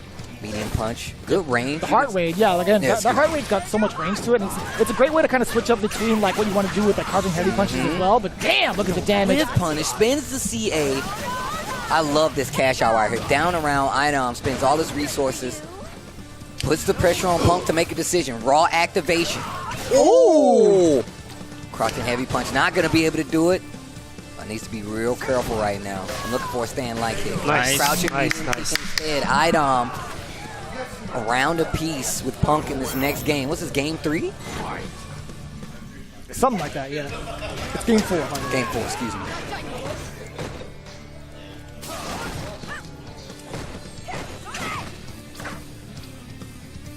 Good patience and medium punch once again. Idom tries to dash out of the corner. Hard rate, but it's too far out. Yeah, he has to check the movement immediately afterwards. He can't do double jab frame trap. Great patience That's here. fine. That's totally fine. Yeah, within range to block the low forward. It's your turn afterwards. Yeah, so he's not getting a lot of these crush counters like he used to. Man, trying to charge up in front of Idom face like that. I love V-shift it. almost had the Drop punish. it. Just a bit too far. Nah, he just dropped the timing. He was well within range. Yeah. It's just missed time. Oh no, that was too sharp of an angle. Oh, I knew it. And the pop off early, long before the combo ends. If that's gonna be 20 points on the end there. 30 points for Panda going up against Endemic right there. Ooh-wee. Still not the worst. They got 10 points on the side for Endemic. Those 10 points came from KnuckleDu. He's getting up there on the board as well. But Panda making a splash on the rankings this week, and I like to see it. Yeah, all things considered, right? The amount of times that both teams have played, I think Endemic has played overall 3 times since we started thus far. Panda, this was their second game, if I'm not mistaken. So being in that tie spot is a very, very good position to be, considering they have, a game advantage. That 5-point spread, that 5 to 10 point spread. Once again, we still haven't seen, a full team wipe, right? We still haven't seen a full team wipe at this point, but that's 40 points. But if you notice, we haven't had any of that yet.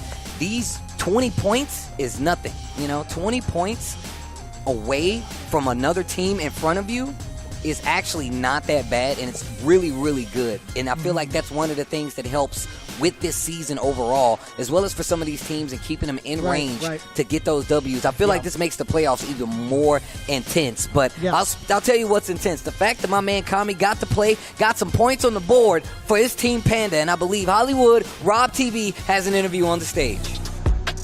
How many times does Punk the God have to show why he is the alpha when it comes to Street Fighter V? How many times does my guy Kami have to show people to not doubt his name? Kami, I believe that you actually had one of the most important matches throughout this entire team battle because it was actually the lead-off. You actually had to go up against GamerBee. How did you feel going into that match? Well, to be honest, I wanted to play GamerBee, so I was confident in the mirror match, and I fight like a bunch of Lukes. So, I felt really confident going in against GamerBee. So, as far as the way that your order went, it made perfect sense to me. The one thing that was surprising to me was that y'all put Dark Neff up against Du character matchup-wise, not player matchup-wise, but character matchup-wise. What was the thought process with that? Well, Gao destroys Rashid, I feel like. And especially on PC, it's very easy to react to everything. So, Gao also destroys Colleen, but I think it's a little bit maybe easier for... you don't have to take as much risk as Rashid, like trying to do whirlwinds to get in and end up getting flash kicked over and over and over. So I feel like Colleen going in was a good pick. Okay, and then just at the end right there, of course, we had another chapter of the best rivalry throughout Street Fighter V's history with Punk versus Adam. The Vega pick was kind of like a head scratch for me, but then he goes back with the Luke and clutches out against Adam. How confident were you in the Punk versus Adam match, and what did you think about the Vega pick too? Well, I was actually more confident in his Vega because I've seen him play online like maybe not too long ago, and he was smoking him with Vega. But then he lost and then picked Luke, and I swear he doesn't really play Luke, but he keep winning with Luke somehow. So I don't really know what to say about that one. He got like a secret top tier Luke. So, I guess it's a little bit of just luck and raw skill for him. That's it's definitely real talk right there, Kami. I think it's fascinating looking at that match right there. We have Endemic, 2 Capcom Cup champions, and then on the other side we have, of course, all amazing and elite players. But I think that a lot of people, at least on paper, judging by pre-pandemic, probably would have had Endemic as the favorite. Street Fighter League is very different. It's not just like a regular tournament, and that's why it's so special. Synergy does matter, and Panda has a whole lot of that. I can't wait to see what you guys do going forward. Congratulations on your victory. Ladies and gentlemen, we do have more Street Fighter League coming to you right after this break.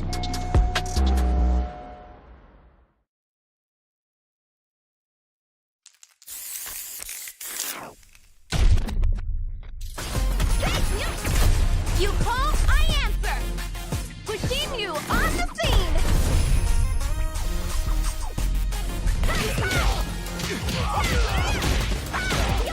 Man, come on, I'm ready to go.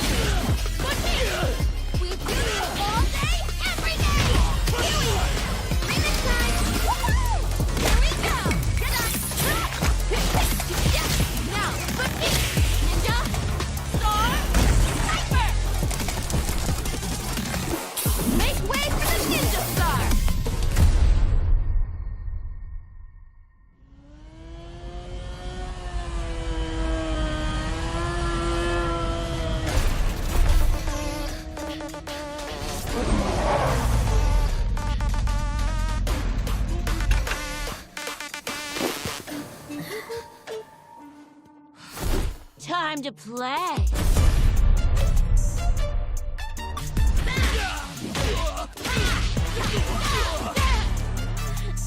You gonna keep me waiting, babe?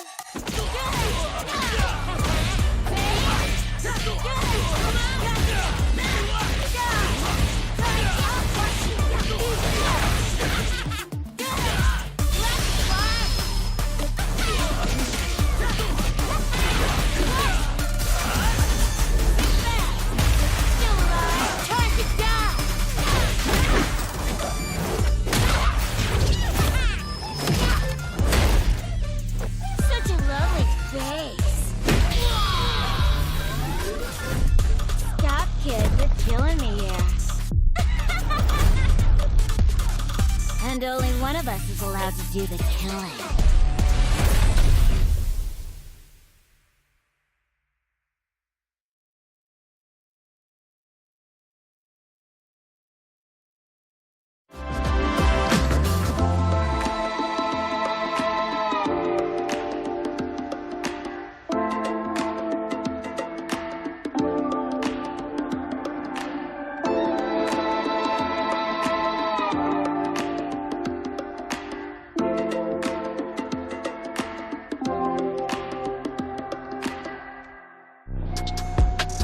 Two pretty explosive matches thus far, and again, it's just getting better every single time.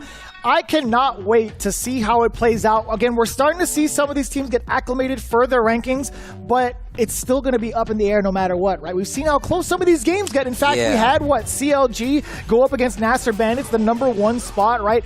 Still get down to the wire, right? There wasn't a full-on blowout. It was 20-25, but before I digress going into all of that, currently standing, who is at the top of the boards? Well, right now at the top of the boards, we do have NASRxBandits with a whopping 75 points. In second place, we have Panda with 50 points. Third place, Endemic, 50 points. Well, really, they're tied for second place. In fourth place, we have CLG with 45. Fifth place, Red Rooster with 30 points. And then in sixth place, we have UIU with 10 points. And with that being said, if we really do look at what happened this past week, right? NASRxBandits hitting at 25 points. CLG wasn't completely out of the running, obviously, but still, that matchup seemed pretty good for NASRxBandits no matter what. You know, I gotta say, like, starting things off clean, it did set them up for that sudden death battle potentially, right? We had pretty much Big Bird rocking that Ken. Kaaba, the first time we got to see him play with that dial, pretty much outshining Filipino Man. I didn't know how prepared Kaaba truly was for that Rose matchup specifically. He has Louis Man. Everything down.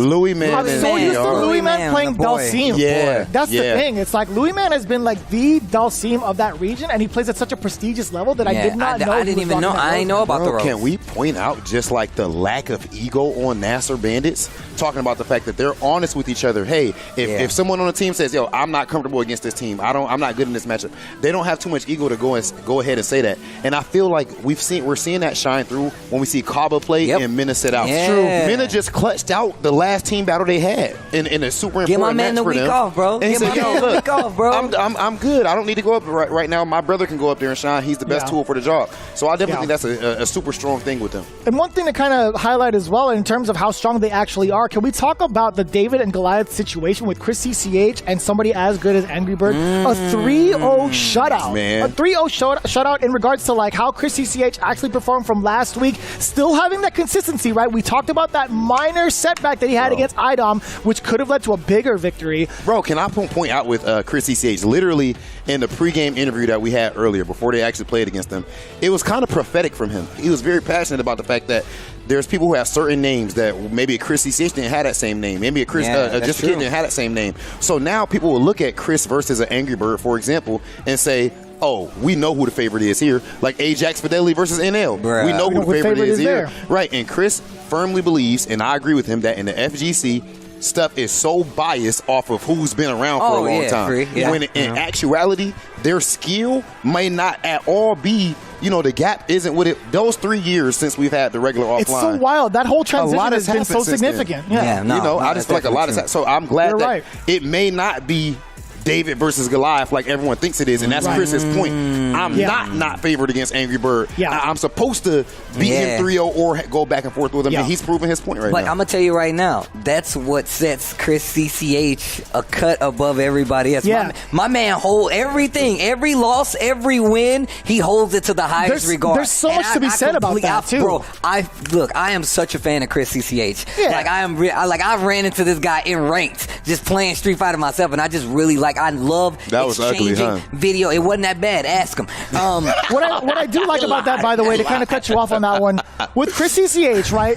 In regards to his skill as an individual, no doubt about it, it's world class. But it's a different story. Like when we talk about David and Goliath, we're talking about somebody who's been here, who's actually been a part of the league for so long in comparison, and having that team dynamic, it's just a whole different kind of structure. But at the same time, like having the home and away set where it's not just the last man standing anymore, that's kind of what separates how the games are played league now. So again, having the individuals come in, now it's like, all right, David and Goliath doesn't exist anymore. I get to pull in my weight in regards to where I'm at in the positions, and I still have that opportunity to get as many points for my team as possible. And that does not close out what CLG brings to the table. Obviously, that 20 points means a lot. That's not a big gap. 25 points, you can make that up on an extra credit. You can get that back. Summer school? I mean, it's basically, look, you get an extra battle, that's extra credit, baby. Throw those 5 points on her and you can run with that. CLG still in a good spot. You just read off where we were. Last match team battle that we had from this week I want to touch on. Panda, Endemic, Kami getting off the bench, getting points on the board. Y'all know that's my bro. I got love for him, so it's always good to see him shine. Him always going to the tippy toppest tier. I love watching him play, man. Yeah, I mean, look, I love to see the adjustments he make. My man has been at Street Fighter League. He's an alumni now. He knows what he's doing, and I love that he's actually put points on the board. Also switching over to Endemic, KnuckleDu, bro, getting you see the points you see the neutral, board. That is nasty. You see that neutral? You gotta tilt the class. I feel like there's a paywall behind that. I gotta pay to see that again. And bro, okay, I feel like that's still not. And he was amazing.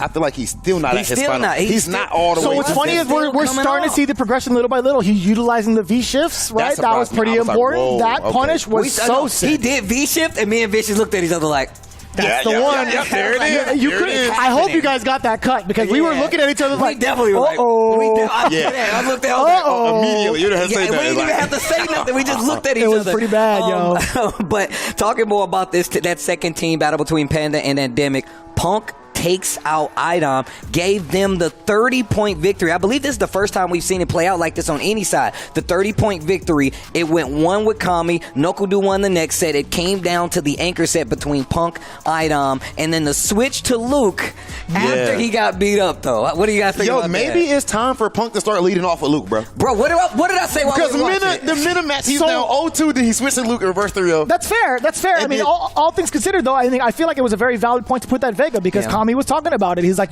Punk has exercised this option before, and he's had this for a counter pick. But specifically, I think there's just something different when he picks Luke. Yes. Mentality-wise and the comfort zone, he's like, you know what? I'm just going to go in. Like, this is the character built for me. I was like, hey, very similar thing with Karen. I got low forward confirmed. Like, this leads to so much damage. That might be your new character, bro. You might be a Luke player. I mean, quite possibly. I did the same thing immediately after. I was like, I got low forward confirms into meters. Young players. Unreactable fireballs. Karen players, relax. Oh, dang. I like how I threw you in there, too. So this your mans? This your Don't leave me hanging, bro. You're going to do it on camera. I can't do you like that on camera. With that, I used it against them. With that being said, we're going to go into our matches that we have for you guys next week before we get out of here. We're going to see Endemic back up on the main stage going up against Red Rooster. And then, of course, UYU versus Panda. This is Street Fighter League Season 5. We're still alive, and we'll see you guys next week. The Hammer Fist? Oh, that is going to hurt. Give me a little meter on top of it. That's a lot of meter. Not quite dead. EX uppercut coming in from GamerBee, but that's still a tough hill to climb. Just one touch away. Yeah, he's waiting. Yeah, Kami is just being so patient. Ooh. Uh-oh. Oh, no. This is not good. Oh, it whiffed. Oh, the EXDP. Do not let him run this back. Thermobaric. Gotta keep it safe. Thermobaric. Gotta keep it safe. I can do it too. Hoping they run into the EX. Not gotta gonna keep work. it safe. Stand like it might be the ender here. Can't let you get close. I can't let you get close. Chill Sunnon's the god, man. I totally forgot about that. I used that so many times last season. Oh my god. Jesus! Oh! You're dead. You're dead. You're dead! Why? You crumble under the pressure. GamerBee immediately turned to his team, gave them all a big smile.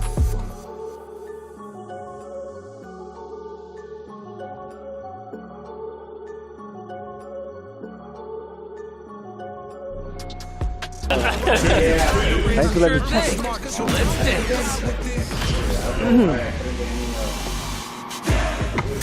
They wanted to let the internet run.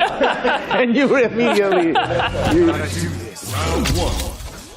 Fight. Let's get it.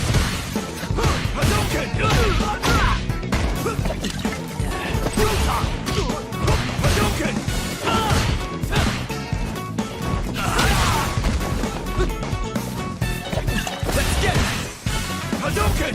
Hadouken!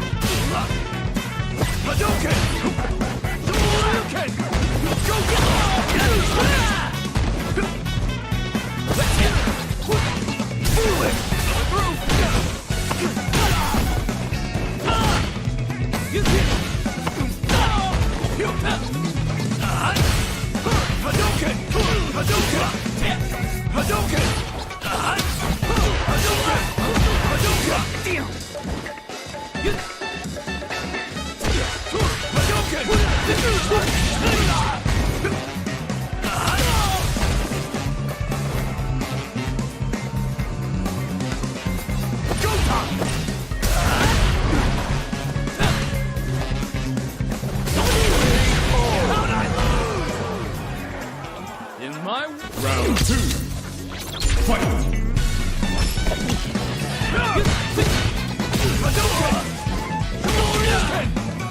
Let's get this.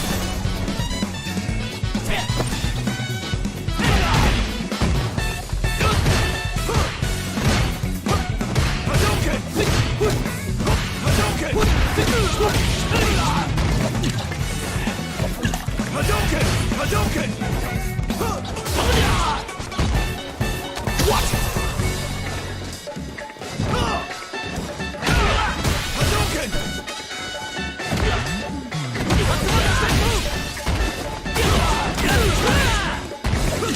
Load it up!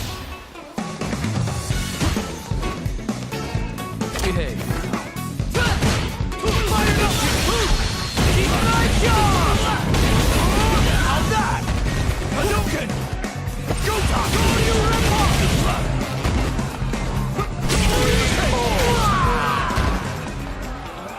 Final round!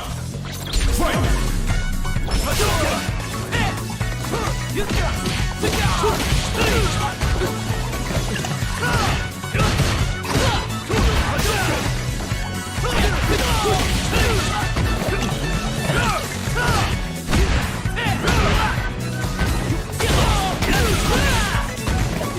Load it up! Hadouken! Get right!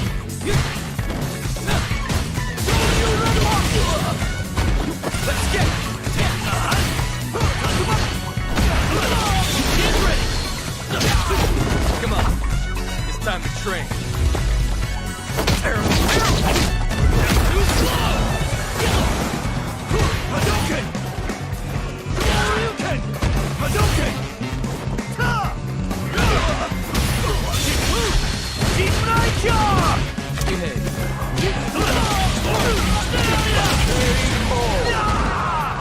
Jamie wins!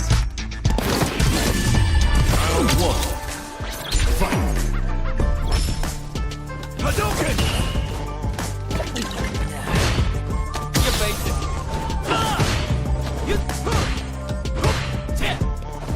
Hadouken! Go top! Hadouken!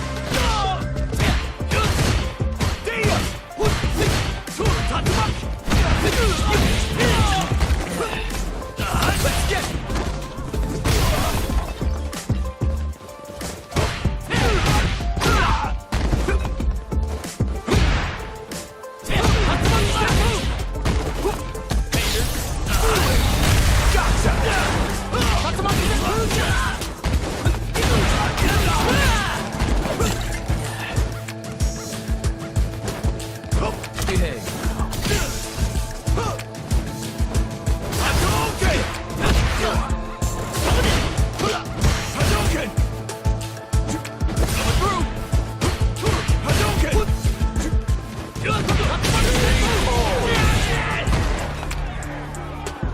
Round 2. Fight! Go top!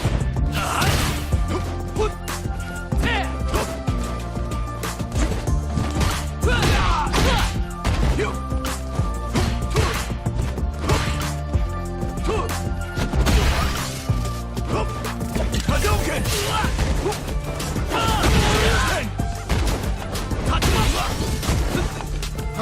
Hadouken!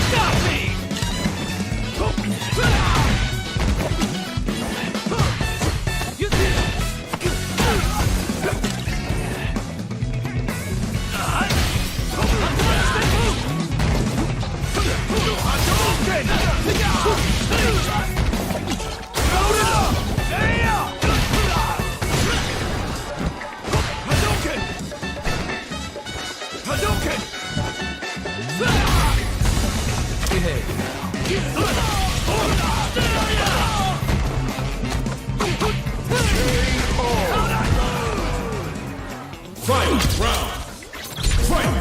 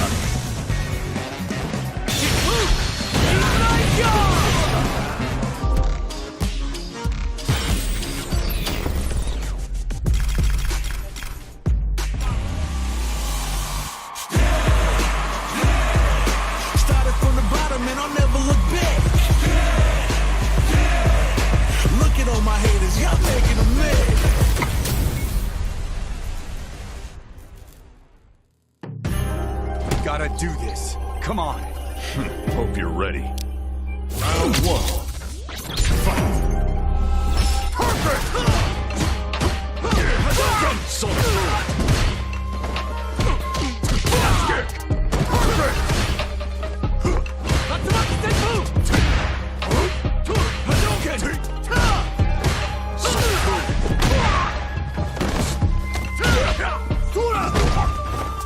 Perfect! Let's get it! No worry! Gotcha! You're done! Kick! So foolish! Perfect! Perfect! Perfect! Perfect! Perfect! Perfect! Perfect! Sonic boom! Perfect! Perfect! Those are all perfect. Round two. Fight! Perfect! Perfect! Sonic boom! Perfect! Keep right on! Perfect! Get lost! Perfect! Perfect!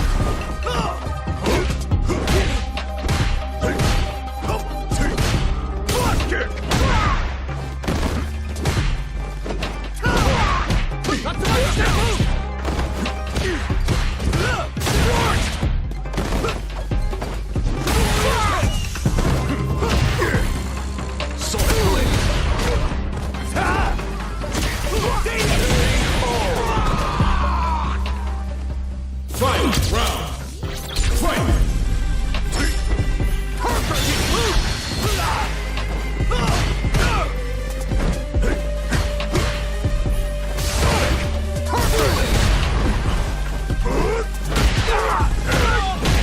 Sonic boom! Perfect! Perfect! Perfect!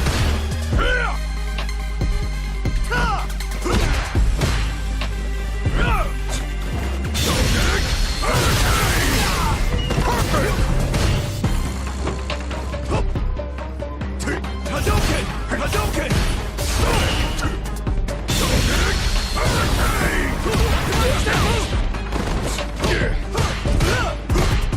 Hadouken! Perfect! Hadouken! Perfect! Perfect! Hadouken! Guile wins! 2-2? Every time he starts the fight, it's like, Smart choice.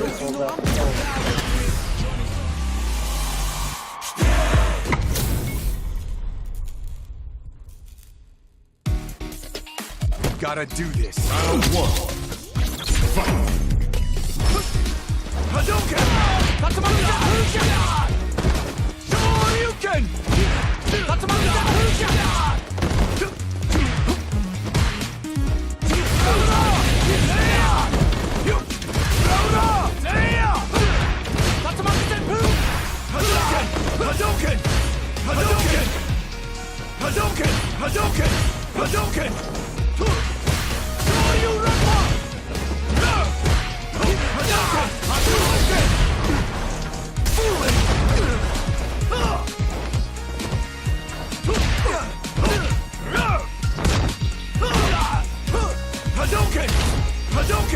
Hadouken! Foolish! Foolish! Shoryuken! Hadouken! That's a monster Pujak! How'd I lose? Round 2. Fight! Hadouken! Hadouken! Hadouken! Hadouken!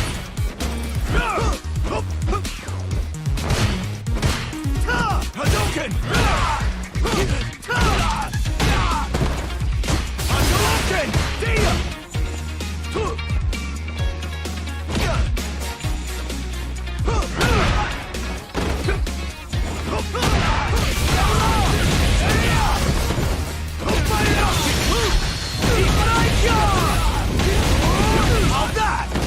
Hadouken!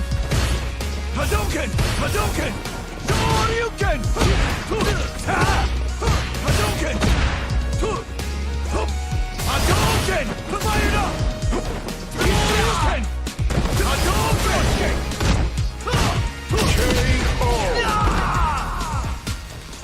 Final round. Fight!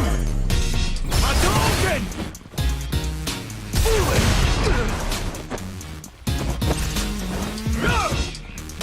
Hadouken! Hadouken! Hadouken! Fire it up!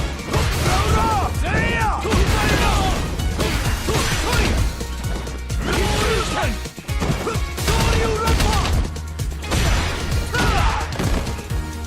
What? Hadouken! Hadouken! Up and over!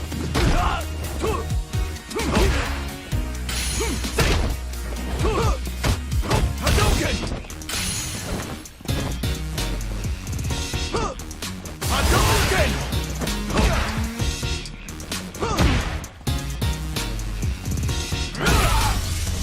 Dragon Lash! Hadouken!